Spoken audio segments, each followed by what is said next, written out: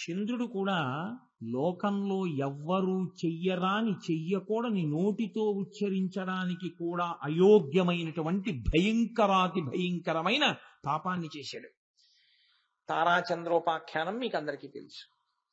కాబట్టి ఆయన గురుపత్ని సమాగమం చేసినవాడు. పశుత, కళంకిత, మత్స ఉన్నవాడు. ఎప్పుడూ మత్స కనపడుతుంది. కుటిల చరత్వంచ, ఎప్పుడూ ఓలా ఉండడం, వంకరగా ఉంటాడు. మీరు చంద్రరేఖను చూడండి, అష్టమి నాటి చంద్రరేఖలు అవి వంకరగా ఉంటాయి. వంకర టింకర స్వభావం ఉన్నవాడు. ఈ 4 ఉన్నాయి కాబట్టి నెత్తి మీద పెట్టుకున్నాడు. రాజమౌళే, అవి రాజమౌళే అంటే రాజా అన్న శబ్దం చంద్రుడికి సంబంధించింది. రాజశేఖర అంటే చంద్రుడిని ధరించిన వాడా అని. అవి నాకు కూడా ఉంటే భవదాభరణస్య, మీకు నేను ఆభరణంగా అవడానికి నాస్మికిం పాత్రం, నాకు పాత్రత ఎందుకు ఉండుండేది కాదు. నాకు కూడా 4 ఉంటే నాకు ఉండుండేది అవకాశం. అయితే చేస్తానంటారా? ఒక్కనాటికి చెయ్యను. మరి ఆ మాట ఎందుకన్నారు అంటే, అవి శివుడి నెత్తి మీద పెట్టుకుంటారన్నా చేయడానికి మీరు ఇష్టపడతారు కాదు. అవి చేస్తే శివుడిని పెట్టుకుంటాడో పెట్టుకోడో దేవుడు ఎరుగు. ఒక్కనాటికి చేయను. జడత, అలా నేను ఉండను. పశుత, పశువుగానే బతకను. కళంకిత, కళంకంతో ఉండను. కుటిల చరత్వంచ, వంకరగా నేను ఉండను. అలా ఉంటే శివుడు పెట్టుకున్నాడు ఆ నెత్తి మీద. ఏమో అందుకు పెట్టుకుంటే చంద్రుడు నోడిని పెట్టుకోమన్నాడు, మాకు అక్కర్లేదు. శివుడి నెత్తి మీద స్థానం ఇస్తానన్నా ఈ 4 చేయడానికి ఎవరూ ఒప్పుకోలేదు కదా. అంటే అది ఎంత ఘోరాపరాధాలవి. లోకంలో కొంచెం బాగా అపరాధం చేసిన వాడు అన్నారనుకోండి, ఆయనతో ఎక్కువగా సంఘం పెట్టుకోవడానికి ఎవరు ఇష్టపడరు. ఒకవేళ తప్పక ఏదో సంఘం పెట్టుకున్నారనుకోండి, మీకు తప్పనిసరి అయి కొంత అనుబంధం ఏదో పెట్టుకోవలసి వచ్చిందనుకోండి, రహస్యంగా పెట్టుకుంటారు. అది ప్రకటనం చేయరు, అందరికీ తెలియనివ్వరు. ఫలానా ఆయనకి వీళ్ళకి అనుబంధం ఉంది అన్న విషయాన్ని తెలియనివ్వరు లోకానికి. అలా తెలిసిందనుకోండి వీళ్ళ మర్యాద పోతుంది, అందుకని తెలియనివ్వరు. కానీ శివుడు ఏం చేశాడు? తెలియకుండా ఏ లాల్చీలోనో, వీప్ మీదో, లేకపోతే ఉత్తరీయంలోనో, లేకపోతే ఏ మోకాల కిందో పెట్టుకున్నాడు అనుకోండి, ఎవరికి తెలియదు. చంద్రుడు ఉన్నాడండి అంటారు. మీరు డుంఠి వినాయకుడి కంఠం మీద చంద్రరేఖ ఉంది. కాశీ వెళ్ళి చూడండి, మీరు కనపడుతుందేమో. చాలా కష్టం. డుంఠి వినాయకుడు అంటేనే అది కాశీలో. డుంఠి వినాయకుడు అంటే కంఠం మీద చంద్రరేఖ ఉన్నవాడు, అన్ని ముఖాల్లాగా తొండం అటువైపు కాకుండా ఇటువైపుకి తిరిగి ఉన్నవాడు. ఆయన డుంఠి వినాయకుడు. కానీ కంఠం మీద చంద్రరేఖ కనపడుతుందా? కనపడదు. ఎందుకంటే ఏనుగు కంఠం కదా, ఇలా కలిసిపోయి ఉంటుంది. ఎంతో జాగ్రత్తగా దగ్గరకి వెళ్లి నీరాజనపు వెలుతురులో చూసిన వాళ్ళకి మాత్రమే ఆ చంద్రవంక కనపడుతుంది. కాబట్టి ఆయన డుంఠి వినాయకుడు. శ్రీనాథుడు కవిత్వం చేస్తూ పౌర్ణమి నాటి చంద్రుడు కాశీపట్టణం మీద వెడుతుంటే ఆ కాంతులు డుంఠి వినాయకుడి కంఠం మీద ఉన్న చంద్రుడి మీద పడ్డాయండి. కాబట్టి అలా కనపడకుండా ఎక్కడో పెట్టుకున్నాడు అనుకోండి, ఏమో శివుడికి ఆయనతో సంబంధం ఉందో లేదో ఎవరికి తెలియదు.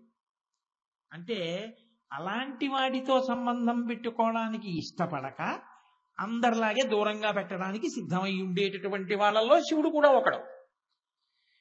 ఎంత పతనమైపోయినటువంటి వాడైనా, ఎంత పాడైపోయిన వాడైనా, ఎన్ని మచ్చలున్నవాడైనా, ఎంత చెయ్యరాని అపరాధం చేసిన వాడైనా, ఆయన జపం చేసి ఆయన పాదముల మీద పడిపోతే అందరికీ తెలిసేటట్టు నెత్తిన పెట్టుకున్నాడు. ఇది ఆయన ఔదార్యం.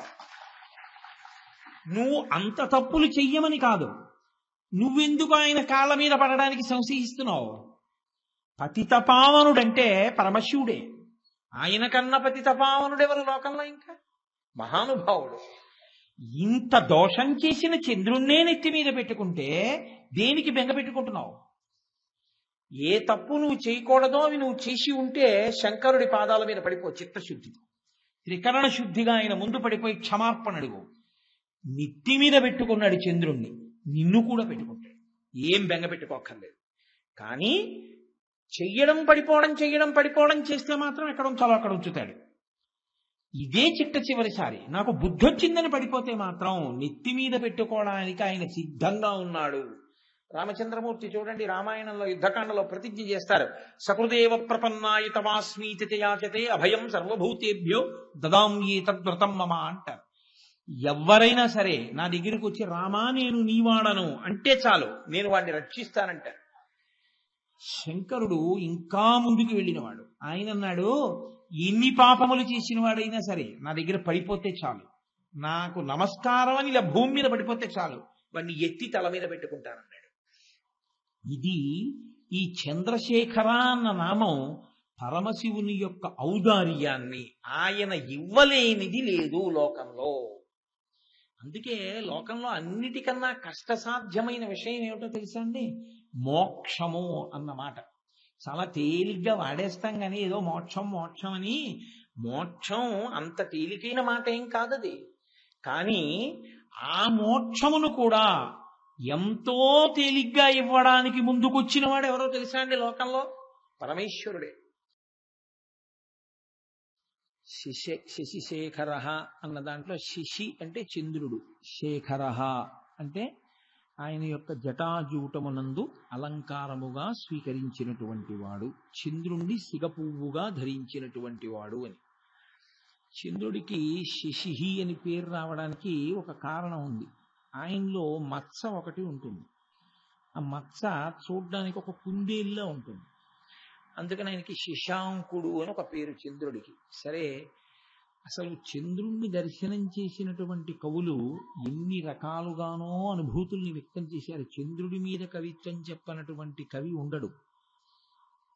మిగిలినటువంటి వర్ణనలు ఒక ఎత్తు, శ్రీనాథ మహాకవి చాలా ఆశ్చర్యకరమైనటువంటి ఆలోచన ధోరణి చేశాడు చంద్రుడి గురించి. కాశీఖండంలో చాలా చిత్రమైన మాట అంటాడు. చంద్రుడి మీద మత్స ఎందుకు వచ్చింది అంటే, ఆయన పుట్టినప్పుడు పాలసముద్రంలోంచి కదా పుట్టాడు. మందర పర్వతాన్ని మధిస్తే, పాలసముద్రంలో పెట్టి మధిస్తే అందులోంచి వరుసగా పుట్టిన వాటిల్లో చంద్రుడు కూడా వచ్చాడు. ఆయన పుడుతున్నప్పుట ఈ మందర పర్వతం ఉరుసుకుని కాయ కాసిందిట. ఆ కాయే చంద్రుల్లో ఉన్న నల్లమచ్చ అన్నాడు. ఆయన ఒక ఊహ చేశాడు. కాదు అని ఆయనే అన్నాడు. మళ్ళీ నల్లగా ఉన్న చీకట్లో తెల్ల పువ్వులా ఉంటాడు కదా చంద్రుడు, నల్లటి చీకటికి కోపం వచ్చింది. అంతా మేముంటే మధ్యలో తెల్లగా వెన్నముద్దల ఇదొక్కటి ఈనేమిటని వచ్చి చటుక్కున కొరికేసేట. కొరికేస్తే ఆ కొరికేసిన భాగం మళ్ళీ చీకటిగానే ఉంటుందిగా, మరి తెల్ల ముక్క లేనప్పుడు అక్కడ. అందుకని నల్లగా ఓ ముక్క పడిందిట, అదే ఆ మచ్చ అన్నాడు.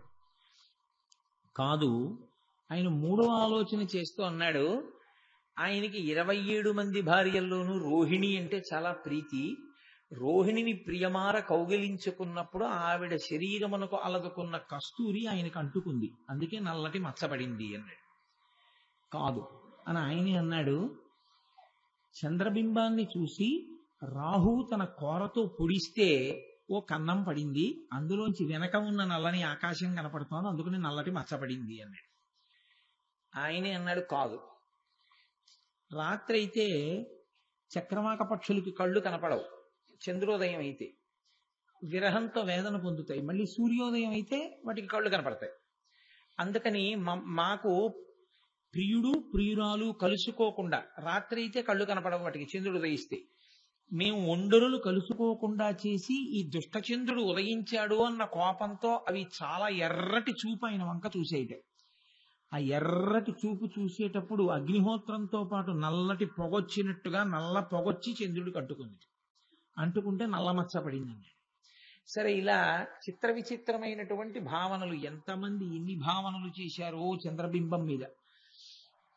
అటువంటి చంద్రుణ్ణి సిగపువ్వుగా ధరించినటువంటి వాడు పరమశివుడు. కాబట్టి ఆయనకి శశిశేఖర. సరే, బానే ఉంది, అంతవరకు మంచి మాటే. కానీ అసలు చంద్రుణ్ణి ఆయన తల మీద ధరించవలసిన అవసరం ఆయనకి ఎందుకు వచ్చింది? అప్పుడు మీరు ద్వాదశ జ్యోతిర్లింగములు అని ఉన్నాయి మనకి. అందులో మొట్టమొదట చెప్పే జ్యోతిర్లింగం ఏది అంటే సౌరాష్ట్రే సోమనాథస్య, సౌరాష్ట్రంలో ఉన్నటువంటి సోమనాథలింగం.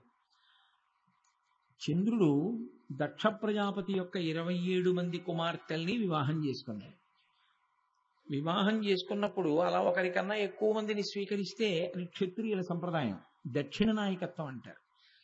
అందరినీ సమానంగా చూడవలసిన బాధ్యత ఒకటి భర్త మీద ఉంటుంది. కానీ ఆయన తన కర్తవ్యాన్ని విడిచిపెట్టి కేవలం రోహిణి యందు మాత్రమే అనురక్తుడయ్యాడు.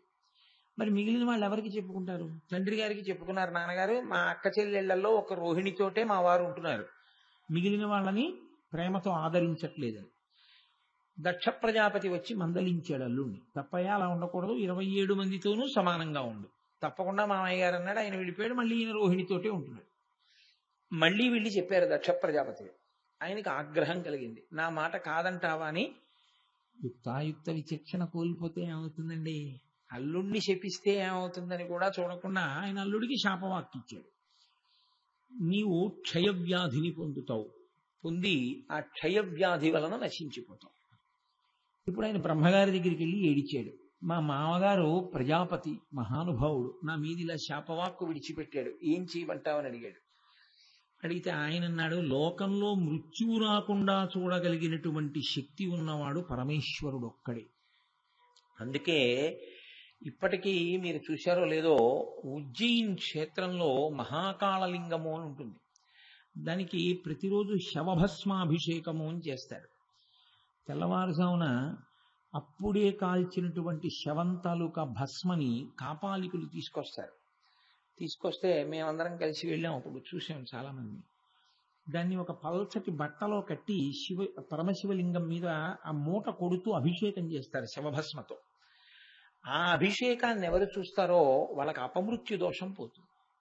అంటే అకాలంగా పడిపోయేటట్టు చేయగలిగినటువంటి మృత్యుదోషం ఏదైనా వస్తే అది పోతుంది ఉజ్జయిన్లో కానీ ఆ శవభస్మాభిషేకం చూస్తే.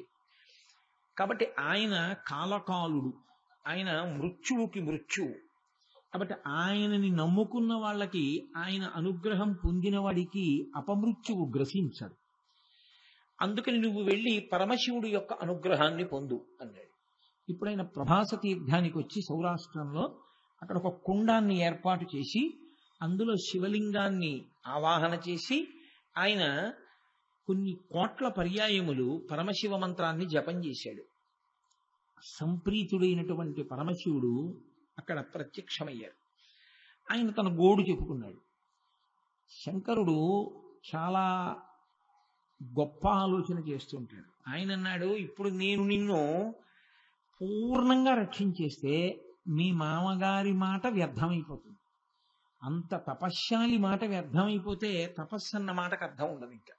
కాబట్టి మీ మామగారి మాట పాడవకూడదు. నా కాళ్ళు పట్టుకున్నందుకు నువ్వు నన్ను పట్టుకున్న దాని శక్తి పోకూడదు.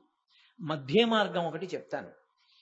నీవు క్షయవ్యాధిని పొందుతావు కాబట్టి కృష్ణపక్షంలో క్షీణించిపోతావు. కానీ నా అనుగ్రహాన్ని పొందిన కారణం చేత మళ్ళీ శుక్లపక్షంలో వృద్ధి పొందుతావు. పౌర్ణమి నాటికి పూర్ణచంద్రుడు అవుతుంటావు. కానీ మళ్ళీ వెంటనే బహుళపక్షంలో క్షీణించిపోతావు. క్షయ అంటే క్షీణింపజేస్తుంది. కాబట్టి క్షీణించిపోతుంటావు. కానీ మృత్యువు చేత గ్రసింపబడవు. నా సిగదండగా నిన్ను స్వీకరిస్తున్నాను అని ఆయన తల మీద పెట్టుకున్నాడు. అలా జ్ఞాపకం పెట్టుకోండి. కాబట్టి ఆయన చంద్రుడి యొక్క అపమృత్యు దోషాన్ని నివారించి చంద్రుడికి బుద్ధిగా ఉండవలసినటువంటి అవసరాన్ని చెప్పి ఆయన మామగారైనటువంటి దక్ష ప్రజాపతి యొక్క మాట భంగమైపోకుండా ఆయన గౌరవాన్ని కాపాడి చంద్రుణ్ణి తీసి తల మీద పెట్టుకున్నాడు. ఆయన అడిగింది మృత్యువు చేత గ్రసింపబడకుండా ఉండాలని. కానీ పరమశివుడు ఎంత పెద్ద స్థానం ఇచ్చాడంటే నిన్ను నా నెత్తి మీద పెట్టుకుంటానని పెట్టుకుని సిగదండగా స్వీకరించాడు. అది ఒకటి. రెండవ కారణం ఒకటి ఉంది. పరమశివుడు ఎందుకు చంద్రరేఖని ధరిస్తాడు అన్నదానికి. ఆయన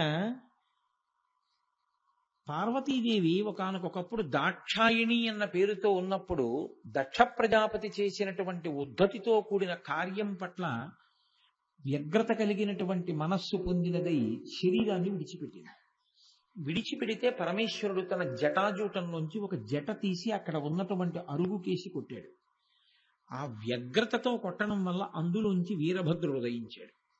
ఆ వీరభద్రుడు ఒక పెద్ద పట్టిసాన్ని తీసుకొని ఆయన దక్షయజ్ఞం జరిగినటువంటి ప్రదేశమే దక్షారామం. అక్కడ ఉండేవాడు దక్షుడు. అదే దక్షారామము. అందుకే దక్షారామానికి ఒక ప్రసిద్ధి చెప్తారు. పరమశివుణ్ణి దర్శనం చేద్దామని దక్షారామం వెళ్ళక్కర్లేదు. ఎంత హీనపక్షం చెప్తారంటే, దక్షారామంలో బంధువులు కాని మిత్రులు కాని ఉండి వాళ్ళు శరీరం విడిచిపెట్టేస్తే ఈయనోసారి శవాన్ని చూసొద్దామని వెళ్ళాడు, లేదా పరామర్శ చేసొద్దామని వెళ్ళాడు, దాన్ని ఖాతాలో వేస్తారు. వీడు దక్షారామంలో అడుగుపెట్టాడు అని. ఆ ప్రదేశం అంత పవిత్రం. దక్షారామం ఏం సామాన్యమైన క్షేత్రం అని మీరు అనుకోకండి. మన ప్రారంధం కొద్దీ ఇవాళ అలా తయారైంది. కానీ నిజంగా దక్షారామం అత్యద్భుతమైనటువంటి క్షేత్రం. ఎంత గొప్ప వర్ణన చేస్తారో దాని గురించి భీమఖండంలో. అక్కడ పరమశివుడు భోగమనుభవించేటటువంటి ఏకైక క్షేత్రం దక్షారామ క్షేత్రంలో. పండితులు చెప్పేటటువంటి, అక్కడ ఉన్న అర్చకులు చెప్పేటటువంటి కథలు విని నేను ముక్కును వేలేసుకున్నాను. అయ్యయ్యో, శివాలయంలో ఇక్కడ దక్షారామం గురించి ఇక్కడ ఉన్న అర్చకులే ఇలా చెప్తే వచ్చిన భక్తులకి అసలు నిజం ఎలా తెలుస్తుంది అని నేను ఒక అర్చకుడికి చెప్పాను కూడా. తప్పయ్యా, నువ్వు అలా చెప్పకూడదు. నీకు తెలిస్తే తెలిసినట్టు చెప్పు, నీకు తెలియకపోతే తెలియనట్టు చెప్పు. తెలిసి తెలియని మాటలు చెప్పి భక్తుల భక్తి పాడి చేయవద్దని కామరాజు గారి ప్రత్యక్ష సాక్ష్యం నాతో ఆ రోజున వచ్చి. ఇవాళ తెలిసి తెలియని స్థితిలో ఉన్నటువంటి ఉపాలయాల్లో ఉన్న అర్చకులు అంత ఘోరమైన మాటలు చెప్తున్నారు. కాబట్టి దక్షారామం పరమోత్కృష్టమైనటువంటి క్షేత్రం అది. అక్కడ యమధర్మరాజు గారి యొక్క భార్య ధూమ్నోర్న కళాబీ జల్లుతుంది వచ్చే పర్వదినాల్లో. లక్ష్మీదేవి తుడుస్తుంది అక్కడ. వాయుదేవుడి భార్య ముగ్గులు పెడుతుంది. ఒక్క దక్షారామ క్షేత్రంలోని ఏకాదశి తిథి నాడు పరమశివుడు భోగం అనుభవిస్తాడు. పైమేడ మించి రాత్రి అమ్మవారు నిద్రపోయిన తర్వాత కిందకి దిగొచ్చి మాణిక్యాంబ దేవాలయంలోకి ప్రవేశిస్తుంది ఉత్సవమూర్తి.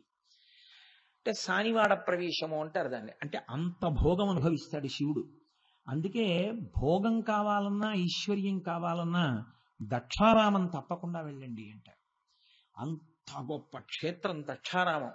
అటువంటి దక్షారామ క్షేత్రం మనకి కాకినాడ పట్టణానికి కూతవేటు దూరంలో ఉండడం, మనం దాన్ని ఎక్కువ మార్లు దర్శనం చేసుకునేటటువంటి భాగ్యం మనకి కలిగి ఉండడం, నిజంగా అది మనకి పరమేశ్వరుడు ఇచ్చినటువంటి గొప్ప అదృష్టం. అయితే నేను మీతో ఒక మాట అన్నాను, ఇవాళ అక్కడ కొంతమంది దాని గురించి పొరపాటుగా చెప్తున్నారు అని. అందరూ అని మీరు అనుకోకండి. కొంతమంది నిబద్ధత కలిగిన మహాపురుషులు ఉన్నారు. ఎందుకంటే నేను వేరొక పర్యాయం అక్కడ ఉపన్యాసాలకు వెళ్ళినప్పుడు చూశాను. ఎంతో నిబద్ధత కలిగిన వారు, చక్కగా పూజ చేసేవారు, చక్కగా విషయాన్ని వివరించగలిగిన వారు కూడా ఉన్నారు.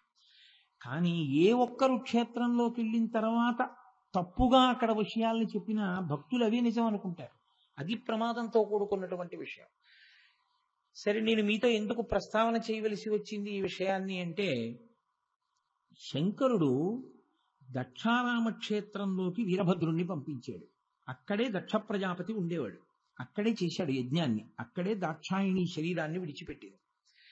కాబట్టి ఆ వీరభద్రుడు చాలా ఉగ్రతతో అక్కడికి వెళ్ళి తాండవం చేస్తూ ఆయన అందరినీ నిగ్రహించినప్పుడు చంద్రుడు అక్కడికి వచ్చి కూర్చుని ఉన్నాడు.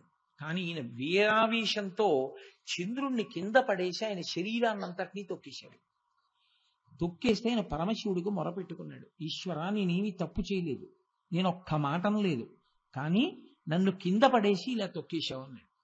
అంటే శంకరుడు అన్నాడు, ఓ, నీకంత ఇబ్బంది కలిగింది కదూ అని వెంటనే పైకెత్తి తన తల మీద పెట్టుకున్నాడు. ఆనాటి నుంచి చంద్రుడు శంకరుడు యొక్క తల మీద ఉండడం ప్రారంభించాడు. అప్పటి నుంచి ఆయన కిందకి దింపలేదు. ఇంకా మీరు చూడండి, నెత్తి మీద పెట్టుకున్నాడండి అంటారు. నెత్తి మీద పెట్టుకున్నాడండి అన్న మాటకి అర్థం ఏమిటంటే అంత ప్రేమ చూపించేటటువంటి వాడు అని దానికి అర్థం. ఆయన వలన అంత క్రోధంలో చంద్రుణ్ణి అక్కడికి వచ్చినందుకు ఆయన తొక్కాడు. నిజానికి అది కూడా అపరాధమే, అలాంటి యాగానికి రావడం. కాబట్టి తొక్కినందుకు నన్ను తొక్కేశావయ్యా అన్నాడని మళ్ళీ నెత్తి మీద పెట్టుకున్నాడు. అది ఒక కారణం. ఇవి మీరు పక్కన పెడితే అసలు ఆయన చంద్రశేఖరుడు అవడానికి రెండు చాలా గొప్ప కారణాలు ఉన్నాయి. ఇవి చంద్రశేఖరుడు ఎందుకయ్యాడు అన్నది మీరు ముందు తెలుసుకుని దాని వెనక ఉన్న తాత్విక విచారణగా ఈ మిగిలిన రెండు కారణములను అనుసంధానం చేసుకోవాలి. ఎప్పుడైనా చంద్రశేఖర అన్నప్పుడు ఆ చంద్రవంక చూసినప్పుడు మీరు జ్ఞాపకం పెట్టుకోవలసిన విషయాలు అప్పుడు వస్తాయి. మిగిలిన రెండు అయితే మీరు ఒకటి గుర్తుపెట్టుకోవాలి, ఈ చంద్రరేఖ కేవలం పరమశివుడి కిరీటం మీదే కాదు, అమ్మవారి కిరీటం మీద ఉంటుంది, వినాయకుడి కిరీటం మీద కూడా ఉంటుంది. అందుకే ఆయనకి కూడా చంద్రధరుడు అని ఒక పేరు. మీరు చూడండి, పరమశివుడు చంద్రుణ్ణి తల మీద పెట్టుకున్నాడు. చంద్రుడు ఎటువంటి వాడు? ఇప్పుడు తల మీద పెట్టుకోవాలంటే పూజనీయమైన వస్తువు అయితే కదండి తల మీద పెట్టుకుంటాం. ఏది పడితే అది తల మీద పెట్టుకోం. ఎందుకు పెట్టుకోం? తల జ్ఞానేంద్రియములన్నిటి యొక్క సంఘాతము దీని ఎందు ఎక్కువ ఉంటాయి. కళ్ళనగా, ముక్కనగా, చెవులనగా, నాలుకనగా, సున్నితమైన చర్మభాగమనగా, బుద్ధి ప్రచోదనం చేసేటటువంటి మెదడనగా, ఇవన్నీ తలలోనే ఉంటాయి. కాబట్టి తలకి ఒక గౌరవం ఉంటుంది. కాదు, కారణం అసలు తలకంత గౌరవం రావడానికి కారణం ఏమిటంటే, తల మనకి సీమ. అంటే సీమ అంటే హద్దు అంటారు, అది ఎల్ల. ప్రతి దానికి ఒక ఎల్ల ఉంటుంది. ఎల్ల అంటే అక్కడతో పూర్తయిపోయింది అంటారు. రాయలసీమ అని మీరు అన్నారనుకోండి, ఆ ప్రాంతము అక్కడతో పూర్తయింది. అది ఒక ప్రత్యేకమైన ప్రాంతము. తెలుగు సీమ, త్రిలింగ సీమ. సీమ అంటే హద్దు, ఎల్ల. ఈ శరీరానికి 2 సీమలు ఉంటాయి. ఒకటి పాదములు, 2 బ్రహ్మరంధ్రము. ఇందులో ఎట్టి పరిస్థితుల్లోనూ కూడా దాన్ని స్పృశించడానికి కూడా అంగీకరించకుండా అక్కడతో ఆపేస్తారు. దేన్ని ముట్టుకోరంటే బ్రహ్మరంధ్రాన్ని తాకరు. అందుకే తల దువ్వుకున్నా కూడా ఎక్కడి వరకు దువ్వుకుంటారంటే పాపట అంటారు. పాపట అంటే కేశపాశమును 2గా విడతీయుట. యథార్థమునకు అది పురుషుడికి లేదు. పురుషుడు పాపట తీయడం అన్నది ఉండదు శాస్త్రంలో. ఎందుకు ఉండదు అంటే ఒక్కటే కారణం, పురుషుడు శిఖతో ఉండాలి అని, పిలక పెట్టుకుని ఉంటాడు అని. కాబట్టి ఆయన పాపట అవసరం ఆయనకి ఏముంటుంది? ఉండదు. ఉంది అంటే ఆయన జుట్టు పెరిగిపోయింది అని గుర్తు. దాన్ని సరే విచారణ చేయవద్దు, వదిలిపెట్టేయండి. కాబట్టి స్త్రీకి మాత్రమే పాపట. కేశపాశములు మధ్యలో గాడి చేసి 2గా విడతీస్తారు కాబట్టి పాపట అని పేరు. 2గా విడతీస్తుంది కాబట్టి. గోదావరి నది మధ్యలోకి వచ్చి నిలబడి గోదావరిని 2గా ప్రవాహాన్ని చీలిస్తుంది కాబట్టి ఆ కొండకి పాపట కొండ అని పేరు. కాశీఖండంలో పాపట కొండలు అంటారు వాటిని. పాపట కొండలు పాపిడి కొండలయ్యి, ప్రారబ్ధవశాత్తు పాపి కొండలయ్యి. అవి పాపి కొండలు కావు, పాపట కొండలు. చీల్చే గోదావరిని. అందుకే మీరు పడవలో వెడుతుంటే అదేమిట్రా ఇంకా గోదావరి అనిపిస్తుంది, అడ్డొచ్చేస్తాయి పర్వతాలు. గోదావరి 2 కింద చీల్తుంది. అలా చీల్చిన కొండలు పాపట కొండలు. ఈ పాపట ఎక్కడ వరకు తీస్తారు అంటే ఇంకా ఇక్కడ వరకే. ఇది దాటి పాపట తీయకూడదు. ఎందుకు తీయకూడదు అంటే ఇక్కడ బ్రహ్మరంధ్రం ఉంటుంది. ఈ బ్రహ్మరంధ్రమే మళ్ళీ వస్తాడా శరీరంలోకి, రాడా అనడానికి గుర్తు.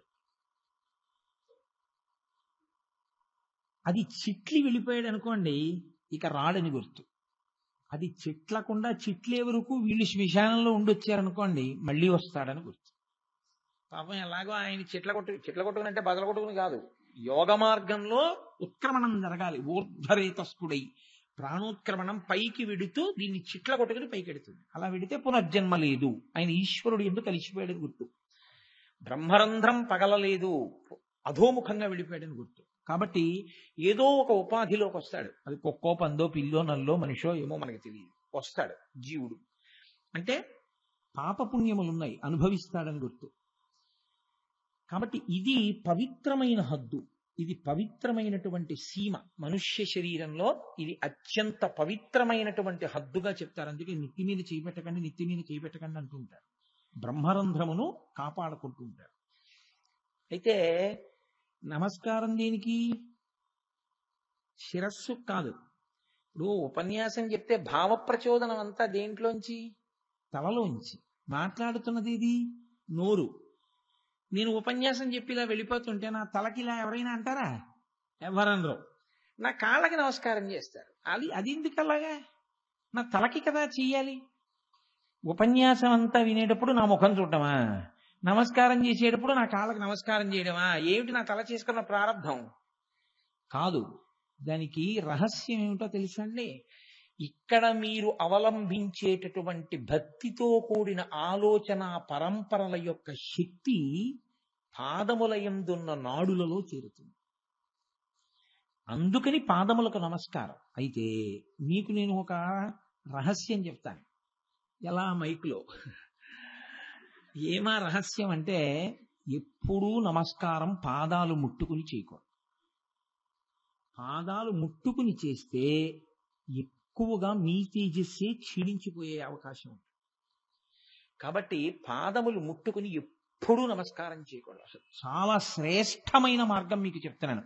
ఇంకా అంతకన్నా లోతుగా చెప్పాలి అంటే ఒక్క గురు శిష్య సంప్రదాయంలో ఎప్పుడైనా చెప్పవలసి ఉంటుంది అంతే.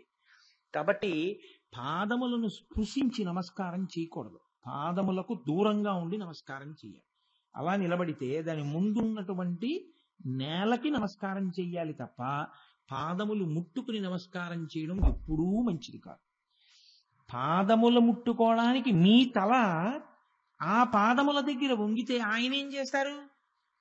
ఇలా చూస్తారు, అరేదేదే ఎంత వంగి నమస్కారం చేశాడరా అని ఉత్తినే పుచ్చుకోకూడదుగా.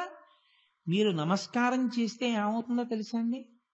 మీ రక్షణ బాధ్యతని ఎవరికి నమస్కారం చేశారో వారి యందు న్యాసము చేసినట్లు లెక్క. ఇప్పుడు ఆయన ఏం చెయ్యాలంటే అహంకారంతో అది పుచ్చుకొని వెళ్ళకూడదు. ఆయన ఈశ్వరుణ్ణి ప్రార్థన చెయ్యాలి. ఆయుష్మాన్ భవ శివో రక్షతు, అమ్మా మిమ్మల్ని శివుడు రక్షించుగాక అని మంగళకర వాక్కు పలికి వెళ్ళాలి. అదేం చేస్తుంది? రాబోయే ప్రమాదం నుంచి గట్టెక్కిస్తుంది. అందుకని పెద్దల ఆశీర్వచనం తీసుకోండి, పెద్దల ఆశీర్వచనం తీసుకోండి అంటారు. వెళ్ళి ధ్వజస్తంభంలో నిలబడితే చేస్తారు ఆశీర్వచనం? నమస్కారం చేస్తే చేస్తారు. నమస్కారం ఎందుకు చేస్తారంటే వినయంతో వంగి మీ రక్షణ బాధ్యతని అవతల వారి యందు న్యాసం చేసి వారి ఉపాసన శక్తితో కూడిన వాక్కు వలన మీరు రక్షణ పొందుతారు. అది ప్రయోజనమును పొందడమే తప్ప మనం ఏదో చేతకానితనంతో ఆయన కాళ్ళ మీద పడిపోయామని మీరు అనుకోకూడదు ఎప్పుడు. అది అందుకే నమస్కార వైశిష్ట్యము అంత గొప్పది. అన్ని వేళలా నమస్కారం ఒకలా ఉండదు. నమస్కారం ఒకటి, అభివాదము ఒకటి, ప్రణిపాతము ఒకటి, వందనము ఒకటి. ఇవన్నీ మళ్ళీ మారిపోతాయి, అన్ని ఒకటి కాదు. ఇప్పుడు మళ్ళీ నేను అవన్నీ ఏమి చెప్తూ కూర్చుంటే ఇంకా శివాష్టోత్తరం ఏం చెప్పను. కాబట్టి తల చాలా ఉత్కృష్టమైనటువంటి స్థానం. ఇంత ఉత్కృష్టమైన స్థానం మీద కూర్చోబెట్టుకున్నాడు అంటే పాదముల ముందు అంత గట్టిగా పడిపోయాడు. అంత గట్టిగా పడిపోవడము అంటే ఏమిటి? మనసులో అంత చిత్తశుద్ధితో పట్టుకున్నాడు శివుణ్ణి. ఇప్పుడు ఆయన తీసుకొచ్చి ఎక్కడ పెట్టుకున్నాడు? తల మీద పెట్టుకున్నాడు. ఆ సీమ లోకమునకంతటికీ కూడా గతులను నిర్వహించగలిగినటువంటి సీమ. మిగిలిన వాళ్ళ గతి ఆ తల నిర్ణయిస్తుంది. అంత సర్వోత్కృష్టమైన తల మీద ఆయన ఉన్నాడు. ఇప్పుడు నాకు ఒకటి చెప్పండి, అంత పెద్ద స్థానం ఇచ్చేటప్పుడు నిష్కళంక చరిత్రుడా అని మీరు చంద్రుడి గురించి విచారణ చేశారనుకోండి, శంకరాచార్యులు వారు శివానంద లహరిలో అత్యద్భుతమైనటువంటి శ్లోకం ఒకటి చేశారు చంద్రశేఖర అన్న నామం మీద. జడత, పశుత, కళంకిత. చంద్రుడికున్నటువంటి గొప్పతనాలు ఏమిటో ఆయన చెప్పుకుంటూ వచ్చారు. ఒకటి జడుడు, 2 పశువు, 3 కళంకుడు, 4 కుటిల చెరుడు. కుటిల చెరత్వంచ నాస్తి మయి దేవా అస్తి అది రాజమౌళే భవదాభరణస్య కిం నాస్మి కిం పాత్రం అని అడిగారు ఆయన. చాలా చమత్కారమైన శ్లోకం. ఈ శ్లోకం మీరు శ్లోకంలా చదవడం కన్నా మాట్లాడడంలా ఉంటుంది ఆ శ్లోకం. అది శంకరాచార్యుల వారి యొక్క రచనా వైచిత్రి. అన్ని శ్లోకాలు శ్లోకాల్లా ఉండవైనవి. కొన్ని శ్లోకాలు శ్లోకాల్లా చెప్పడం కన్నా నేను మీతో మాట్లాడితే ఎలా ఉంటుందో అలా చెప్తేనే శ్లోకానికి అందం వస్తుంది. ఈ శ్లోకం ఒక శ్లోకంలా చదివేయడం కన్నా అలాగే అందం చూడండి. జడత, పశుత, కళంకిత, కుటిల చరత్వంచ నాస్తి మయి దేవా అస్తి అది రాజమౌళే భవదాభరణస్య నాస్మి కిం పాత్రం. అందులో ఆయన అన్నారు, నువ్వు చంద్రుణ్ణి శిగదండగా పెట్టుకున్నావు. దేనికి పెట్టుకున్నావు? ఆయన జడుడు, పశువు, కళంకితుడు, వంకరగా ఉండేటటువంటి స్వభావం ఉన్నవాడు. కాబట్టి తీసి నెత్తి మీద పెట్టుకున్నావు. నాకు అవి లేవు. ఉండుంటే నేను కూడా నీ శిగదండనై నీ నెత్తి మీద కూర్చుని ఉండేవాడిని. అదేమిటండి అలా ఉండేమిటి ఆ శ్లోకం? చంద్రుడికి అవన్నీ ఉన్నాయా? ఉన్నాయి. మీరు ఆలోచించండి. జడత, ఆయన జడుడు. ఎందుచేత నీటి నుంచి పుట్టిన వాటికి జడమని ఒక పేరు. ఎందుకంటే కరిగిపోయే స్వభావం ఉంది చంద్రుడికి. చంద్రుడు కరిగిపోయి అమృతపు చుక్కలుగా పడిపోతూ ఉంటాడు.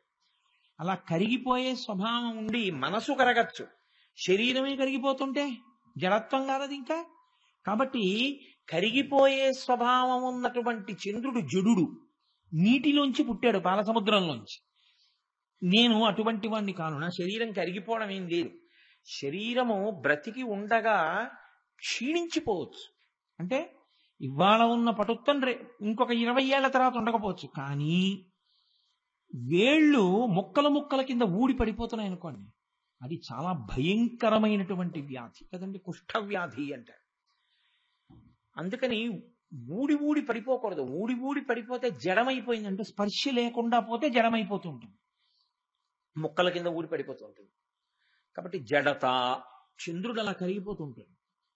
పశుత, నువ్వు మనిషివా పశువా అంటారు. పశువుకి వావి వరస ఉండవు. అంతకన్నా నేను ఇంక చెప్పక్కర్లేదు ఉపన్యాసంలో.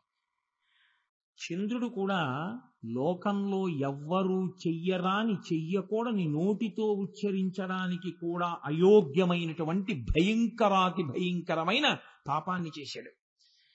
తారాచంద్రోపాఖ్యానం మీకు అందరికీ తెలుసు. కాబట్టి ఆయన గురుపత్ని సమాగమం చేసినవాడు. పశుత, కళంకిత, మత్స ఉన్నవాడు, ఎప్పుడూ మత్స కనపడుతుంది.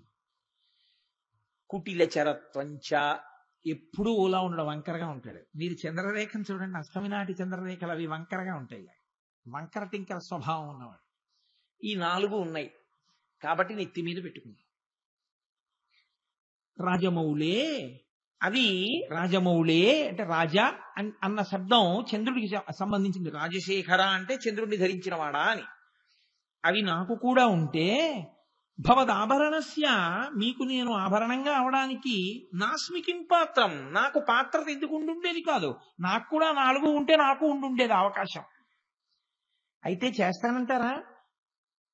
ఒక్కనాటికి చెయ్యను. మరి ఆ మాట ఎందుకన్నారు అంటే, అవి శివుడి నెత్తి మీద పెట్టుకుంటారన్నా చేయడానికి మీరు ఇష్టపట్టాలి కాదు. అవి చేస్తే శివుడిని పెట్టుకుంటాడో పెట్టుకోడో దేవుడు ఎరుగు. ఒక్కనాటికి చేయను. జడత, అలా నేను ఉండను. పశుత, పశువుగానే బతకను. కళంకిత, కళంకంతో ఉండను. కుటిల చరత్వంచ, వంకరగా నేను ఉండను. అలా ఉంటే శివుడు పెట్టుకున్నాడు ఆ నెత్తి మీద. ఏమో అందుకు పెట్టుకుంటే పెట్టుకో, చంద్రుడు నోడిని పెట్టుకోమన్నాడు, మాకు అక్కర్లేదు. శివుడి నెత్తి మీద స్థానం ఇస్తానన్నా ఈ 4 చేయడానికి ఎవరూ ఒప్పుకోలేదు కదా. అంటే అది ఎంత ఘోరాపరాధాలవి. లోకంలో కొంచెం బాగా అపరాధం చేసిన వాడు అన్నారనుకోండి, ఆయనతో ఎక్కువగా సంఘం పెట్టుకోవడానికి ఎవరు ఇష్టపడరు. ఒకవేళ తప్పక ఏదో సంఘం పెట్టుకున్నారనుకోండి, మీకు తప్పనిసరి అయి కొంత అనుబంధం ఏదో పెట్టుకోవలసి వచ్చిందనుకోండి, రహస్యంగా పెట్టుకుంటారు. అది ప్రకటనం చేయరు, అందరికీ తెలియనివ్వరు. ఫలానా ఆయనకి వీళ్ళకి అనుబంధం ఉంది అన్న విషయాన్ని తెలియనివ్వరు లోకానికి. అలా తెలిసిందనుకోండి వీళ్ళ మర్యాద పోతుంది, అందుకని తెలియనివ్వరు. కానీ శివుడు ఏం చేశాడు? తెలియకుండా ఏ లాల్చీలోనో, వీప్ మీదో, లేకపోతే ఉత్తరీయంలోనో, లేకపోతే ఏ మోకాల కిందో పెట్టుకున్నాడు అనుకోండి, ఎవరికి తెలియదు. చంద్రుడు ఉన్నాడండి అంటారు. మీరు డుంఠి వినాయకుడి కంఠం మీద చంద్రరేఖ ఉంది. కాశీ వెళ్ళి చూడండి, మీరు కనపడుతుందేమో. చాలా కష్టం. డుంఠి వినాయకుడు అంటేనే అది కాశీలో. డుంఠి వినాయకుడు అంటే కంఠం మీద చంద్రరేఖ ఉన్నవాడు, అన్ని ముఖాల్లాగా తొండం అటువైపు కాకుండా ఇటువైపుకి తిరిగి ఉన్నవాడు. ఆయన డుంఠి వినాయకుడు. కానీ కంఠం మీద చంద్రరేఖ కనపడుతుందా? కనపడదు. ఎందుకంటే ఏనుగు కంఠం కదా, ఇలా కలిసిపోయి ఉంటుంది. ఎంతో జాగ్రత్తగా దగ్గరకి వెళ్లి నీరాజనపు వెలుతురులో చూసిన వాళ్ళకి మాత్రమే ఆ చంద్రవంక కనపడుతుంది. కాబట్టి ఆయన డుంఠి వినాయకుడు. శ్రీనాథుడు కవిత్వం చేస్తూ పౌర్ణమి నాటి చంద్రుడు కాశీపట్టణం మీద వెడుతుంటే ఆ కాంతులు డుంఠి వినాయకుడి కంఠం మీద ఉన్న చంద్రుడి మీద పడ్డాయండి. కాబట్టి అలా కనపడకుండా ఎక్కడో పెట్టుకున్నాడు అనుకోండి, ఏమో శివుడికి ఆయనతో సంబంధం ఉందో లేదో ఎవరికి తెలియదు. అంటే అలాంటి వాడితో సంబంధం పెట్టుకోవడానికి ఇష్టపడక అందరిలాగే దూరంగా పెట్టడానికి సిద్ధమై ఉండేటటువంటి వాళ్ళలో శివుడు కూడా ఒకడు. ఎంత పతనమైపోయినటువంటి వాడైనా, ఎంత పాడైపోయిన వాడైనా, ఎన్ని మచ్చలున్నవాడైనా, ఎంత చెయ్యరాని అపరాధం చేసిన వాడైనా ఆయన జపం చేసి ఆయన పాదముల మీద పడిపోతే అందరికీ తెలిసేటట్టు నెత్తిన పెట్టుకున్నాడు. ఇది ఆయన ఔదార్యం. నువ్వు అంత తప్పులు చెయ్యమని కాదు, నువ్వెందుకు ఆయన కాళ్ళ మీద పడడానికి సంశయిస్తున్నావు? పతితపావనుడంటే పరమశివుడే. ఆయన కన్నా పతితపావనుడెవరు లోకంలో? ఇంకా మహానుభావుడు. ఇంత దోషం చేసిన చంద్రుణ్ణే నెత్తి మీద పెట్టుకుంటే దేనికి బెంగ పెట్టుకుంటున్నావు? ఏ తప్పు నువ్వు చేయకూడదో అవి నువ్వు చేసి ఉంటే శంకరుడి పాదాల మీద పడిపో చిత్తశుద్ధితో. త్రికరణ శుద్ధిగా ఆయన ముందు పడిపోయి క్షమార్పణ అడుగు. నెత్తి మీద పెట్టుకున్నాడు చంద్రుణ్ణి, నిన్ను కూడా పెట్టుకుంటాడు. ఏం బెంగ పెట్టుకోక్కర్లేదు.